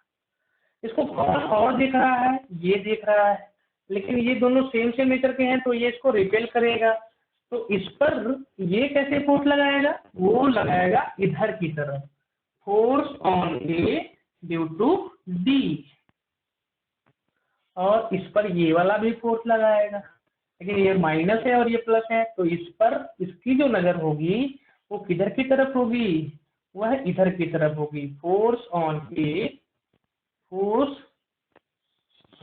On A, force on A due to C. अब इस बेचारे पर 3 लोगों की नजरें हैं, 3 फोर्सेस लगे हैं, किधर जाएगा, रिजल्टेंट किधर होगा वो देखते हैं, किसकी ओर जाता है और कितना जाता है। तो फिर से वेक्टर स्क्वायर है ये, तो ये 45 कोई डाउट नहीं, और ये 90 है ना। तो पहले 2 को सॉल्व कर लेते हैं। अच्छा, एफ ए डी की वैल्यू अब डायरेक्ट करते हैं। एफ ए डी की वैल्यू इनकी बीच की दूरी कितना है, एल है, और चार्ज क्यू है, तो क्या लिख दें। अब थोड़ी सी प्रैक्टिस हो चुकी है तो डायरेक्ट लिखे, के क्यू स्क्वायर बाई क्या हो गया, एल स्क्वायर। और इनके बीच का जो फोर्स है वो भी मैग्नीट्यूड सेम है और लेंथ सेम है, तो इसकी वैल्यू भी कितनी आएगी, वही आएगी। एफ ए बी की वैल्यू भी वही आएगी। अलग लिख लेते हैं थोड़ा सा। एफ ए बी की वैल्यू कितनी आई, एफ ए बी की वैल्यू आई के Q square by L square. अच्छा, अगर इसको हम लोगों ने एफ माना तो ये वाला भी एफ होगा, तो एफ ए बी की वैल्यू भी क्या होगी, एफ होगी, कोई डाउट नहीं। अच्छा, एफ ए सी की वैल्यू कितनी होगी, एफ ए सी की वैल्यू निकालें तो अभी हम लोगों ने देखा कि ये जो लेंथ होता है ये एल, तो ये कितना होता है, √2L होता है। तो इस स्थिति में एफ ए सी अगर पता करना हो तो एफ ए सी की जो वैल्यू आएगी वह कितनी आएगी, कि इनके बीच का ओहो यहाँ पे तो ये क्यू नहीं है भाई, ये कितना है, क्यू है, तो बराबर कैसे कर दिया हम लोगों ने। तो थोड़ा सा आसानी करने के लिए ना क्या करते हैं, यहाँ पे क्यू करते हैं, थोड़ा आसान होगा, ये तो लेंदी हो जाएगा। एफ ए सी की वैल्यू कितनी आई, के क्यू, तो के क्यू स्क्वायर बाई कितना हो जाएगा वो, √2L का होल स्क्वायर, मतलब 2 into L square. F A D और एफ ए बी सेम, अगर ये एफ है तो ये वाला भी है, तो निकाल लेते हैं। एफ बी डी, इसको बनाते हैं एफ बी डी ऑफ ए बनाते हैं। तो ए पर जो फोर्स है क्या है, वो एक फोर्स किधर की तरफ है, वो इधर की तरफ है, एक फोर्स किधर की तरफ है, इधर की तरफ है, क्योंकि इनके बीच भी कितना है, K Q square by L square, K Q square by L square, F हो गया, है ना। तो अब इस कंडीशन में और एक फोर्स जो है वो इधर आ गया था, एफ ए सी, कितने एंगल पे, 45। और इनका भी जो रिजल्टेंट होगा दोनों वेक्टर का, उसका रिजल्टेंट तो इधर जाएगा। मतलब अगर आगे इसको हम लोग देखें तो ये एफ ए सी इधर की तरफ और एफ और एफ दो वेक्टर 90 डिग्री पे हैं, तो कितना फोर्स लगता है, √2F लगता है। कितने एंगल पे जाएगा, 90 पे, तो इधर से भी कितने पे जाएगा, 45 पे जाएगा। कहने का मतलब ये 45, तो इनके बीच का एंगल कितना बन जाएगा, 90 बन जाएगा। तो इनका रिजल्टेंट किधर जाएगा, कहीं इधर जाएगा। तो नेट फोर्स जो आएगा इस पर वह कितना आएगा, एफ नेट की जो वैल्यू आएगी वह कितना आएगा, इसकी वैल्यू कितनी है, एफ ए सी की वैल्यू कितनी है, एफ ए सी की वैल्यू है, अगर यह के Q square by L square रखे हैं तो इसको लिख सकते हैं हम लोग F/2, है ना। तो ये कितना है अपना F/2, तो क्या लिखे वैल्यू, √ तो वेक्टर अगर 90 पे होते हैं तो इसका स्क्वायर, √2F का होल स्क्वायर प्लस F/2 का होल स्क्वायर, ये स्थिति बनेगी, है ना। फिर यहाँ से अगर हम लोग देखें तो ये क्या होगा, इसका स्क्वायर कर लिए हैं तो ये होगा हम लोग का 2F स्क्वायर प्लस कितना होगा, F square by 4। F common कर ले तो बाहर आ जाएगा, और 4 इंटू 2 इंटू 8 तो कितना हो जाएगा, वो 9 हो जाएगा। तो 9F स्क्वायर बाई 4 मतलब 3/2 इंटू F आएगा, 3/2। और F की वैल्यू कितना किया है, अगर कहीं गलती नहीं कर रहे हैं तो के Q square by L square, है ना। तो ये वैल्यू क्या हुई, F नेट हुई। ये स्थिति बनी। अच्छा, एफ नेट जो गई वो किधर जाएगी, या तो √2f है और ये f/2, तो ऑब्वियस सी बात है कि रिजल्टेंट इनके बीच से थोड़ा इधर इनके पास जाएगा। तो इनसे मान लेते हैं कि ये एंगल कितना एंगल पे जा रहा है, थीटा पे जा रहा है। तो डायरेक्शन निकालना है किधर जा रहा है, मतलब इसका जो नेट फोर्स है वो किधर की तरफ लग रहा है वो निकालना है। तो डायरेक्शन अगर निकाले तो tan थीटा बराबर, इससे अगर एंगल निकाल रहे हैं तो ये वाला फोर्स f/2 sin 90 अपॉन ये वाला फोर्स √2f इंटू मतलब प्लस कितना होगा f/2 cos 90, cos 90 की वैल्यू 0, sin 90 की वैल्यू 1, तो कितना आ जाएगा ये f से f कट गया तो ये कितना आएगा 1/2√2, 1/2√2। तो tan थीटा बराबर ये आया, तो थीटा की वैल्यू कितनी हो जाएगी, theta is equal to tan inverse 1/2√2।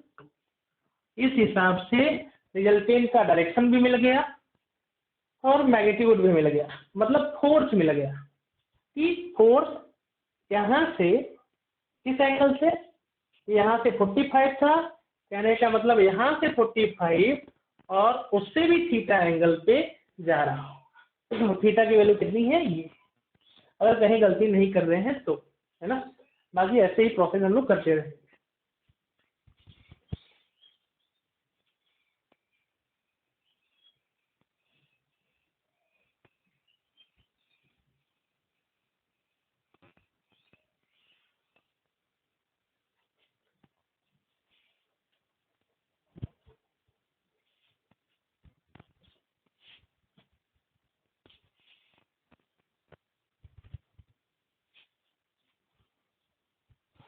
तो इस हिसाब से इस पर तो ऐसे सवाल चलते जाएंगे जो बेसिक थे, मतलब जो 12 पढ़ रहे हैं या जेईई मेंस या नीट की तैयारी पहली बार कर रहे हैं, प्रॉपर तरीके से इसको पढ़ें, प्रैक्टिस करें इस पे, है ना।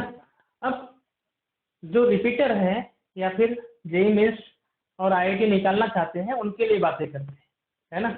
इस पे सवाल जो आए हुए हैं आईआईटी ने पूछा और कहाँ कहाँ से बन सकता है, 2 से 3 चैप्टर में लेकर के चलते हैं, कैसे उसको देखें। क्वेश्चन सेम है, आईआईटी 2011 उन्होंने क्या पूछा कि स्क्वायर है और सभी कोनों पे चार्ज क्यों रखा हुआ है, क्यों क्यों क्यों, और दूरी कितनी है, L है। ये सभी चार्ज फिक्स्ड है इस स्क्वायर के कॉर्नर पे फिक्स है, और यह एक सोप की फिल्म है। किसकी फिल्म है, सोप की फिल्म, साबुन की फिल्म है, सोप फिल्म। ये जो सोप फिल्म है ये सारा सिस्टम इक्विलिब्रियम है, इनका सरफेस टेंशन T है, सरफेस टेंशन क्या है, T। यही पता करना है। Find out the value of surface tension if all the charges and soap films are in equilibrium. Equilibrium में अगर है तो इसका मतलब इस पर जो नेट फोर्स होगा वो क्या होना चाहिए, 0 होना चाहिए। किसी भी पॉइंट पे नेट फोर्स क्या होना चाहिए, 0 होना चाहिए। ज्यादा आसानी के लिए ये इक्विलिब्रियम है तो इस पर भी नेट फोर्स क्या होना चाहिए, 0 होना चाहिए। अभी हम लोगों ने पढ़ा, अब डायरेक्ट करते हैं। देखिए इतनी प्रैक्टिस के बाद हम लोग डायरेक्ट सॉल्व करेंगे कि इनके बीच में अगर एफ फोर्स लगेगा तो इनके बीच में भी कितना लगेगा, एफ लगेगा। अभी हम लोगों ने किया था इसको, है ना। और ये इनके बीच का डिस्टेंस 1/2 हो जाएगा, तो इनके बीच का फोर्स कितना होगा, f/2 होगा। मतलब इस पर जो रिजल्टेंट आएगा वो कितना हो जाएगा, एफ नेट की वैल्यू कितनी हो जाएगी, एफ और एफ को मिला करके देखें तो कितना हो गया, √2f, और ये कितना हो गया, f/2, और f की वैल्यू कितनी है, f की वैल्यू आपने जो लिखा था वो लिखा है kq²/L²। तो नेट फोर्स कितना आ गया, नेट फोर्स जो लग रहा है वह कितना हो गया, f कॉमन कर लें, या f/2 + √2f हो गया, तो ये कितना हो गया, f कॉमन कर लें और f की वैल्यू रख दें, कितना आ जाएगा ये, तो 1/2 प्लस √2 और ये कितना हो गया के Q square by L square. पिछले में सॉल्व किया होगा एक सवाल, सबसे पहले स्क्वायर वाला हम लोगों ने यही लिया था जिसमें आंसर किसी एक चार्ज पर ये फोर्स लग रहा था, ये स्थिति लग रही थी। नहीं भी है तो फिर से करिए, उसको पढ़िए, फिर से करिए, फिर से देखिए, सॉल्व करिए। तो चार्ज पर ये नेट फोर्स लग रहा था चार्ज के द्वारा। अब यहाँ पे सोप फिल्म भी आ गई। अब सोप फिल्म क्या कर रही होगी, हमको पता है, इसकी वजह से ये सरफेस बढ़ने की कोशिश कर रहा है।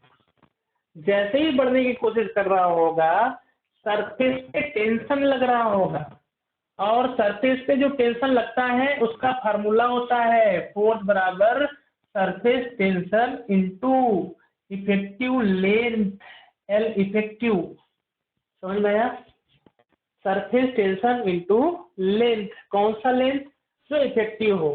तो अभी जिसने सरफेस टेंशन पढ़ा होगा वो पढ़े, नहीं पढ़ा होगा तो उसके लिए वीडियो बनाया जाएगा। तो ध्यान से देखिए, सरफेस टेंशन सरफेस पे लगता है कि लेंथ पे, तो उनका जो लेंथ होगा वह इफेक्टिव लेंथ क्या होगा वह काउंट करते हैं। उनका यह इफेक्टिव लेंथ कितना हो जाएगा, ध्यान से देखें, या तो सभी लेंथ को काउंट करें, या तो सभी लेंथ को काउंट करें, या तो इनका इफेक्टिव लेंथ लिख दें कि एल और एल है, तो फोर्स के डायरेक्शन में जो इस पूरे सरफेस का लेंथ है, फोर्स के डायरेक्शन में जो सरफेस का लेंथ है उस पर फोर्स ऐसे ऐसे ये चार्ज लगा रहा होगा, तो सरफेस टेंशन इनको इधर खींच रहा होगा इस वाले लेंथ पे।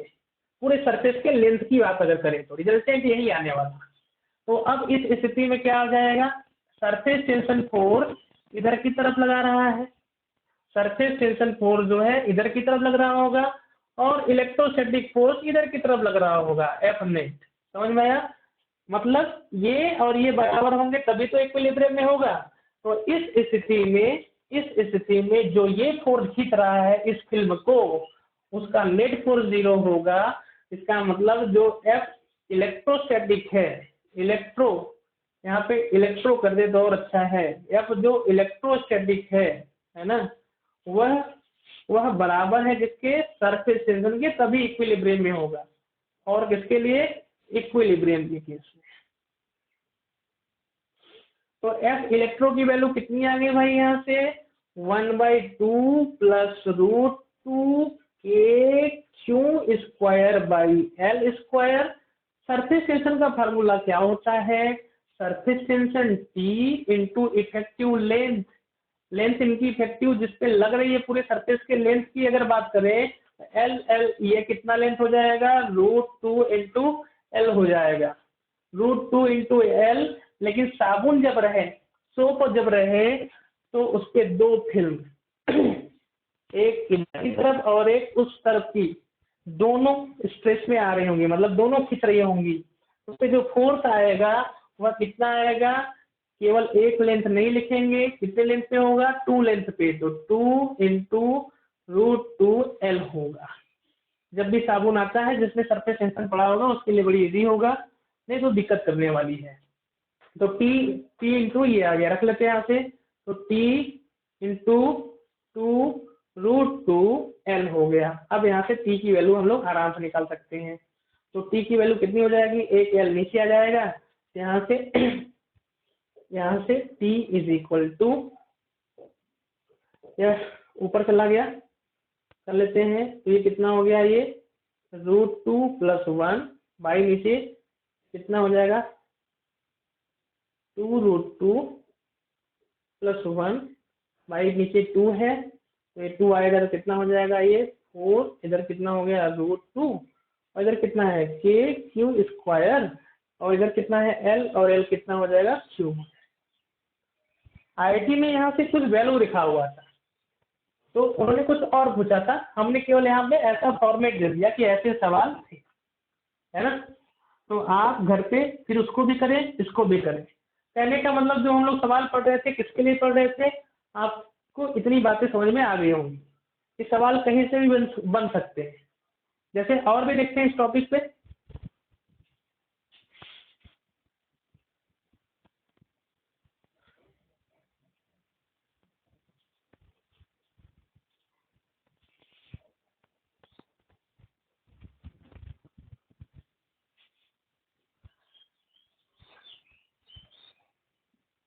इसी में ग्रेविटेशन से सवाल रहते हैं, है ना। जैसे इलेक्ट्रोस्टैटिक का सवाल, सेम टू सेम ग्रेविटेशन का सवाल, पहले भी बोला था हम लोगों ने। तो हुआ क्या कि 4 मासेज है, 4 मासेज है, एम एम एम और एम, और साइड क्या है। तो IIT ने क्या पूछा, सिंपल, कि ये 4 मासेज जो है ऐसे अरेंज, और यह सर्कुलर मोशन करते हैं, सभी मासेज सर्कुलर मोशन करते हैं, लेकिन स्थिति क्या है, इनका सेंटर ये है, इस सेंटर के अबाउट सर्कुलर मोशन करते हैं, due to effect of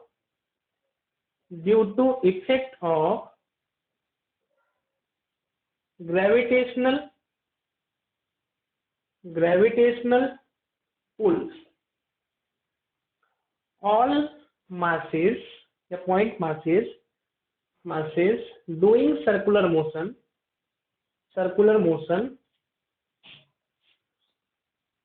with center of geometrical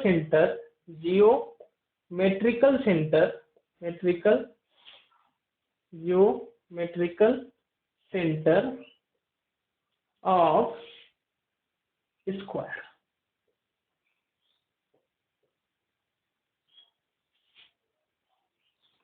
Due to effect of gravitational pull, all masses doing circular motion with center of geometrical center of square.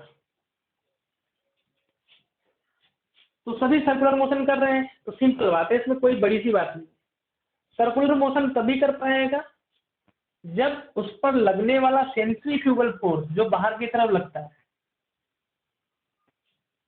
वह इनके net force के बराबर हो, net gravitational attraction के बराबर हो। तो F net कौन वाला है यहाँ पे, एफ ग्रेविटेशनल, ये स्थिति है। और यहाँ पे कौन है, सेंट्रीफ्यूगल।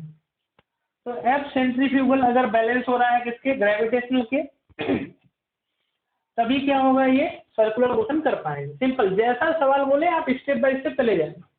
कि नेट ग्रेविटेशनल पुल अभी हमने किया कि अगर इनके बीच में एफ लग रहा होगा तो इनके बीच में कितना लग रहा होगा, एफ, ये अट्रैक्ट कर रहा होगा ऐसे, है ना, एफ से, और इधर की तरफ जो फोर्स लग रहा होगा वह कितना लग रहा होगा, F/2। सेम सवाल है, इस बार सारे के सारे क्या कर रहे हैं, अट्रैक्ट कर रहे हैं। ये स्थिति अभी हम लोगों ने किया कि इस पर जो नेट फोर्स होगा रिजल्टेंट एफ ग्रेविटेशनल जो होगा, एफ ग्रेविटेशनल की जो वैल्यू आएगी वह एफ और एफ का रिजल्टेंट कितना आएगा, √2f, और F/2 उसी लाइन में होगा, तो जोड़ देते हैं, कितना आएगा, वो है F/2 प्लस √2f।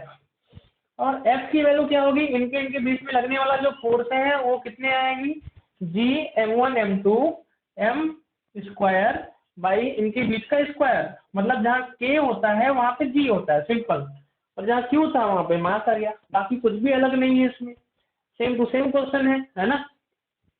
तो Fg बराबर F/2 कैसे कर दिया, क्योंकि इनके बीच में जो फोर्स लगेगा, फोर्स ऑन अगर ये A है और ये B है, तो force on A due to B क्या लिखेंगे, Gm1 m square by m1 m2 by इनके बीच का दूरी का स्क्वायर, कितना आएगा वह √2l का स्क्वायर, तो कितना हो गया वह Gm square by 2l square, मतलब कितना हो गया वह F/2।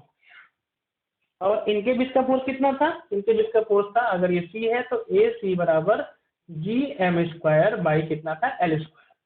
इसको आपने F माना था, तो ये कितना हो गया, F/2। सही है, चेक कर रहे थे हम। तो F/2 प्लस √2 F हो गया। अब यहाँ से F/2 F कॉमन हो गया, वही था सवाल, तो कितना लिखे यहाँ पे, 1/2 plus √2 into Gm square by L square. पिछला ही क्वेश्चन है ये, इसमें कुछ भी अलग नहीं है, बस जहाँ पे वहां पे क्या था, इलेक्ट्रोस्टैटिक फोर्स है, यहाँ पे कौन है, ग्रेविटेशन।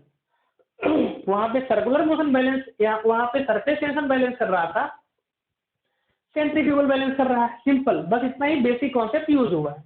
और हमको पता है जहाँ 2 चैप्टर यूज होते हैं वही सवाल IIT का बनता है।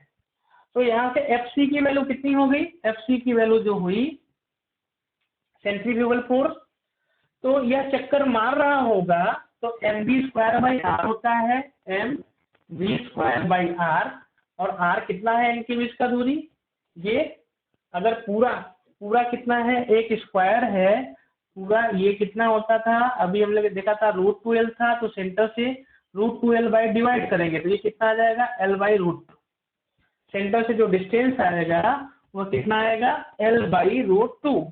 तो r की जो वैल्यू है रख लेते हैं यहाँ से, ये कितना हुआ 1/2 प्लस √2 gm²/l²। r की वैल्यू कितनी है l/√2 किधर चला गया, ऊपर चला गया, तो कितना आया ये gm² या फिर √2m ×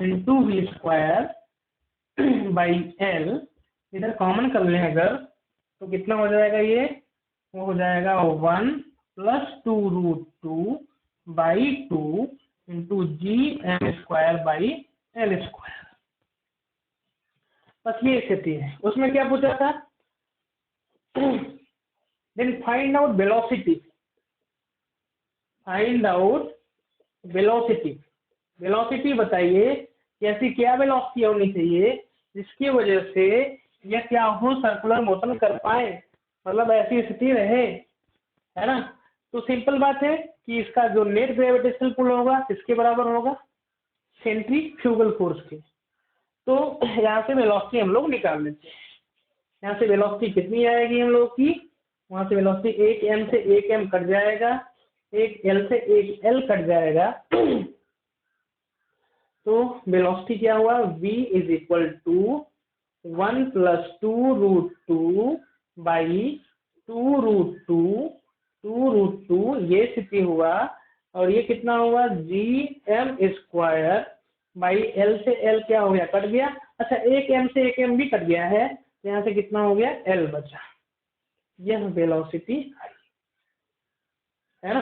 तो कॉन्सेप्ट पे जाए, पूरा सवाल एकदम समझ में आना चाहिए, एकदम इजी है, कोई बड़ी बात नहीं है, सिंपल एक स्टेप बढ़ता जा रहा है।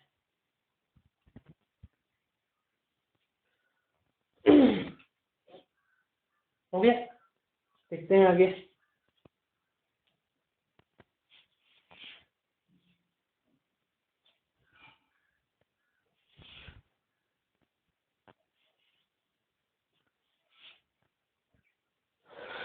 तो ना तो इजी ना तो कठिन, है ना।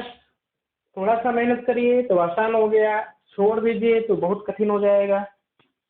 आगे देखते हैं कि अगर आपके पास, अच्छा सेम सवाल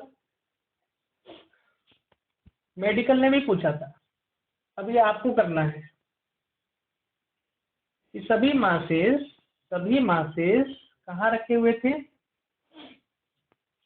ऐसे वर्टिसेस पे रखे हुए थे, और ड्यू टू ग्रेविटेशन पुल ये सर्कुलर मोशन कर रहे थे।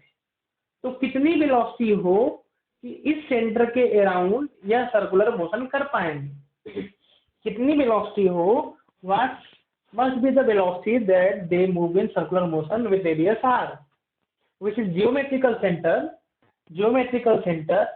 of this system। तो अब इसके लिए फिर से अगर करना होगा तो इसमें भी कोई बड़ी बात नहीं, ये क्या करेगा, ग्रेविटेशनल पुल F से करेगा, तो ये भी कितने से करेगा, F से करेगा। तो सेंट्रीफ्यूगल फोर्स हमेशा बाहर की तरफ कितना हो जाएगा, इस पे इसका मास इंटू इसकी वेलोसिटी v²/r। ये वेलोसिटी हमको चाहिए कि कितनी वेलोसिटी हो कि यह सर्कुलर मोशन कर पाए, है ना। तो mv²/r क्या होना चाहिए, इस फोर्स इन दोनों के रिजल्टेंट के बराबर होना चाहिए। आपस में कितने एंगल पे हैं, 60 डिग्री पे। तो 60 डिग्री पे है तो रिजल्टेंट क्या जाएगा इनका, f² + f² + 2f × cos 60 की वैल्यू 1/2, तो कितना आ जाएगा, ये कट जाएगा, तो 3f² तो √3f बाहर आएगा, तो ये कितना हुआ mv² क्या है r, तो mv²/r अगर है यहाँ से तो √3f की वैल्यू क्या है, इनके बीच का ग्रेविटेशनल फोर्स, तो gm1 m2 मतलब m² इनके बीच का डिस्टेंस स्क्वायर l², तो वेलोसिटी मिल जाएगा हम लोगों को। ये स्थिति कोई बड़ी बात नहीं, एकदम आसान है ना। ठीक, ऐसे ही सवाल और देख लेते हैं इसमें।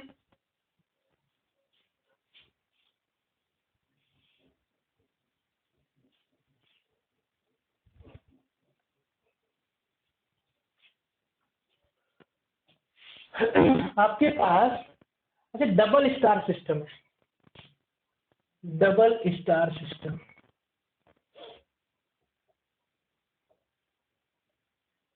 या फिर अभी हम लोग बात करेंगे एटम के बारे में। Same condition, nucleus electron system, यहां से देखना दोनों चीजें सेम है। मतलब अगर एक बार थोड़ी सी प्रैक्टिस आपने करी, एक बार थोड़ी सी प्रैक्टिस करी, तो इलेक्ट्रोस्टैटिक, ग्रेविटेशन, एटम, इन सबका बेसिक पार्ट आपको क्लियर हो जाएगा। ध्यान से अगर हम लोगों ने पढ़ा तो सब चीजें एक ही चैप्टर में दिखना शुरू हो जाती। इसलिए आप पेन के साथ, कॉपी के साथ बैठें और प्रॉपर तरीके से सॉल्यूशन करें, तो आपको एक ही चैप्टर में कई चैप्टर मिलना शुरू हो जाएगा। जैसे डबल स्टार सिस्टम में क्या है कि क्वेश्चन ही दे देते हैं यहाँ से कि ये पूछा क्या कि मान लेते हैं कि अब 2m मास है और एक m मास है, ठीक है। एक प्लेनेट का मास 2m है और एक प्लेनेट का मास m है।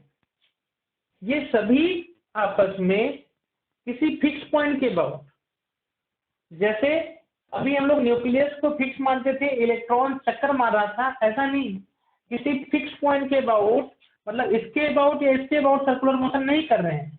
यह दोनों आपस में एक दूसरे के सेंटर ऑफ मास के, सेंटर ऑफ मास के चारों तरफ उसको सेंटर मान करके सर्कुलर मोशन कर रहे हैं। मतलब ये सेंटर ऑफ मास के अबाउट और ये सेंटर ऑफ मास के अबाउट। तो इनका टाइम पीरियड बताइए। फाइंड आउट, लिख लेते हैं क्वेश्चन है, find out time period of centre of mass, centre of, find out time period of the planet which are moving around their center of mass। दूसरा condition और बताना है, दूसरा बता लेते हैं। Find out ratio of angular momentum to smaller to bigger mass. तीसरा भी कर लेते हैं। Find out ratio of kinetic energy to smaller to bigger mass. Ratio बताइए काइनेटिक एनर्जी का, स्मॉलर टू बिगर और एंगुलर मोमेंटम का। सबसे पहले हम लोग यहाँ पे टाइम पीरियड निकालने के लिए एक्साइटेड है। सेंटर ऑफ मास के अबाउट ये रोटेट कर रहे हैं, इनके बीच का डिस्टेंस दिया हुआ है, वह d है, वह d है, ये स्थिति है। तो सबसे पहले हमको सेंटर ऑफ मास चाहिए, है ना। तो सेंटर ऑफ मास निकालने के लिए क्या करें हम लोग, यहाँ से सीधे हाँ ठीक है, ये मान लेते हैं यहाँ से दूरी क्या है r1 और ये वाला दूरी कितना है r2। तो हम लोग जानते हैं r1 की वैल्यू क्या होती है।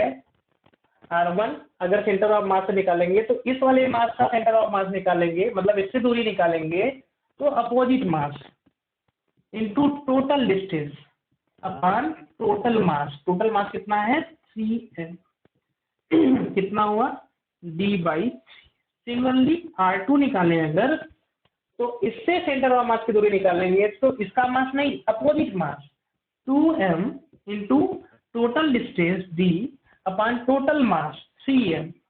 तो कितना हो गया ये 2d/3। यह सेंटर ऑफ मास का पोजीशन है हम लोगों का। यहाँ से आते हैं कि ये 2m वाला सिस्टम है मतलब यह मास है, प्लेनेट है, और इनका सेंटर ऑफ मास ये है। तो ये वाला मास या प्लेनेट इसके अराउंड सर्कुलर मोशन कर रहा है,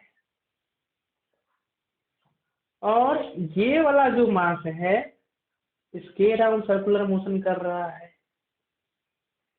मतलब ये प्लेनेट, और रियल में एक्चुअल लाइफ में भी यही होता है, ये सभी के सभी ऐसे ही मोशन करते हैं, है ना। तो अब इस स्थिति में इनका टाइम पीरियड बताना है कि टाइम पीरियड क्या होगा। तो क्या करें, सिंपल, इस पर जो फोर्स लग रहा होगा सेंट्रीफ्यूगल फोर्स वह एफसी लग रहा होगा।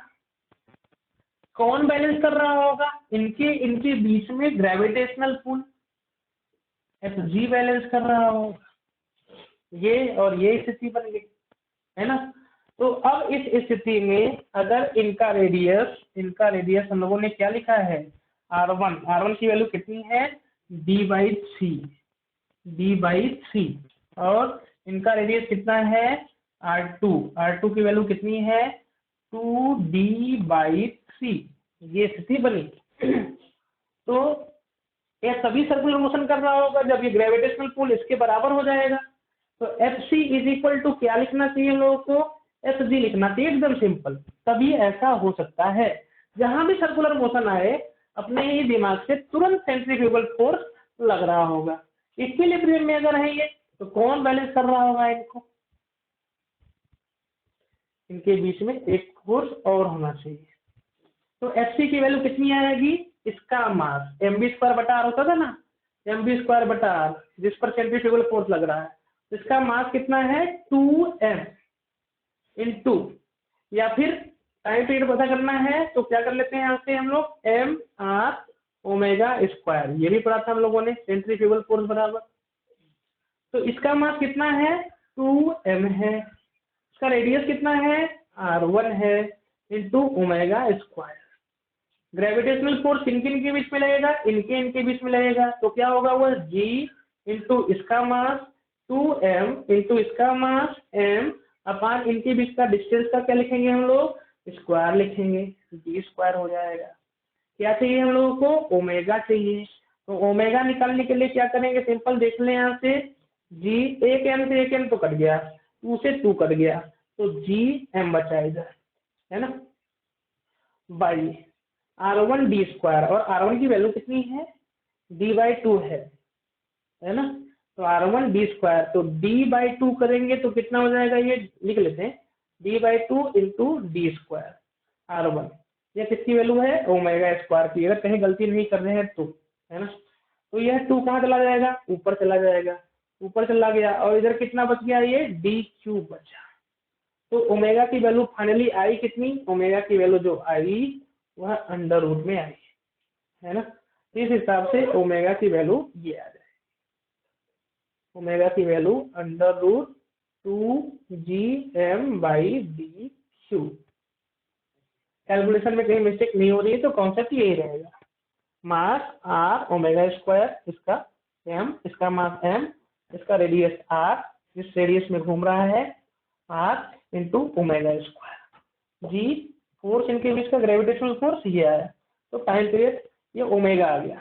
और अगर ओमेगा आ गया तो टाइम पीरियड हम लोग लिख सकते हैं, टाइम पीरियड कितना आएगा इसका, टाइम पीरियड आएगा ओमेगा बराबर हम लोग जानते हैं 2π/t होता है, तो t बराबर कितना हुआ 2π/ω, तो 2π/ω करेंगे, और ओमेगा की वैल्यू कितनी है, ऊपर चला जाएगा ये d³ बाई कितना हो जाएगा 2 इंटू जी इंटू एम। इस हिसाब से इनका टाइम पीरियड आ गया, है ना। तो इसमें कोई बड़ी बात नहीं है, टाइम पीरियड हम लोग निकाल सकते हैं, फोर्स निकाल सकते हैं, कहने का मतलब simple gravitational pull, centrifugal force, एकदम बेसिक फार्मूला यूज हुआ है। बस दोनों कॉन्सेप्ट हमको पता होना चाहिए, फिर डबल स्टार सिस्टम भी कोई बड़ी बात नहीं है, एकदम आराम से लोग उसको लगा सकते हैं। केवल बेसिक कॉन्सेप्ट, आप एडवांस स्टैंडर्ड के क्वेश्चन को करने में कोई दिक्कत नहीं। इसमें और भी बातें कुछ पूछे थे,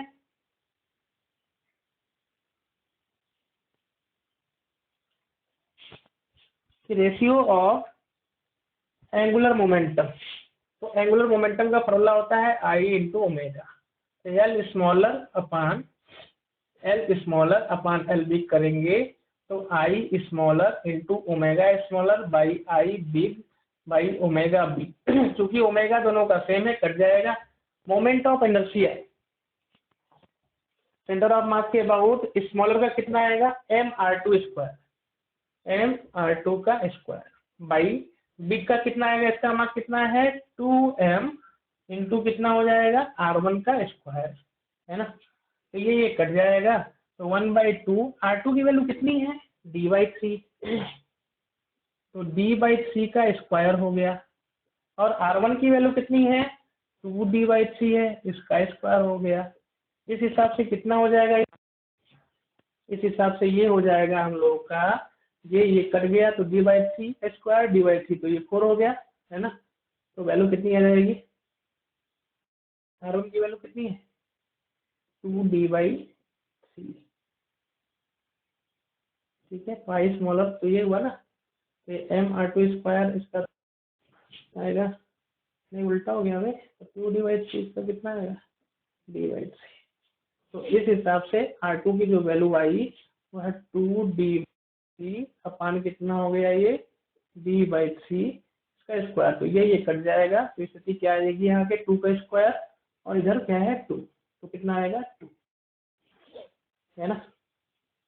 बेसिक कॉन्सेप्ट आपको क्लियर होना चाहिए। काइनेटिक एनर्जी का रेशियो स्मॉलर टू बिगर अगर निकाले हम लोग तो क्या होता है, हाफ कर रहा है तो half I smaller omega smaller का स्क्वायर बटा half I big into omega big का स्क्वायर। फिर से कट जाएगा तो खाली क्या आएगा I smaller big, I smaller बटा I बिग, तो वैल्यू तो वही आएगी, मतलब 2 आएगी, है ना। तो इस हिसाब से ये कॉन्सेप्ट अपना क्या इजी हो गया। अगर आपसे ऐसे ही कोई पूछे, ऐसे ही न्यूक्लियस के बारे में बात कर लेते हैं। तो न्यूक्लियस के बारे में अगर हम लोग बात,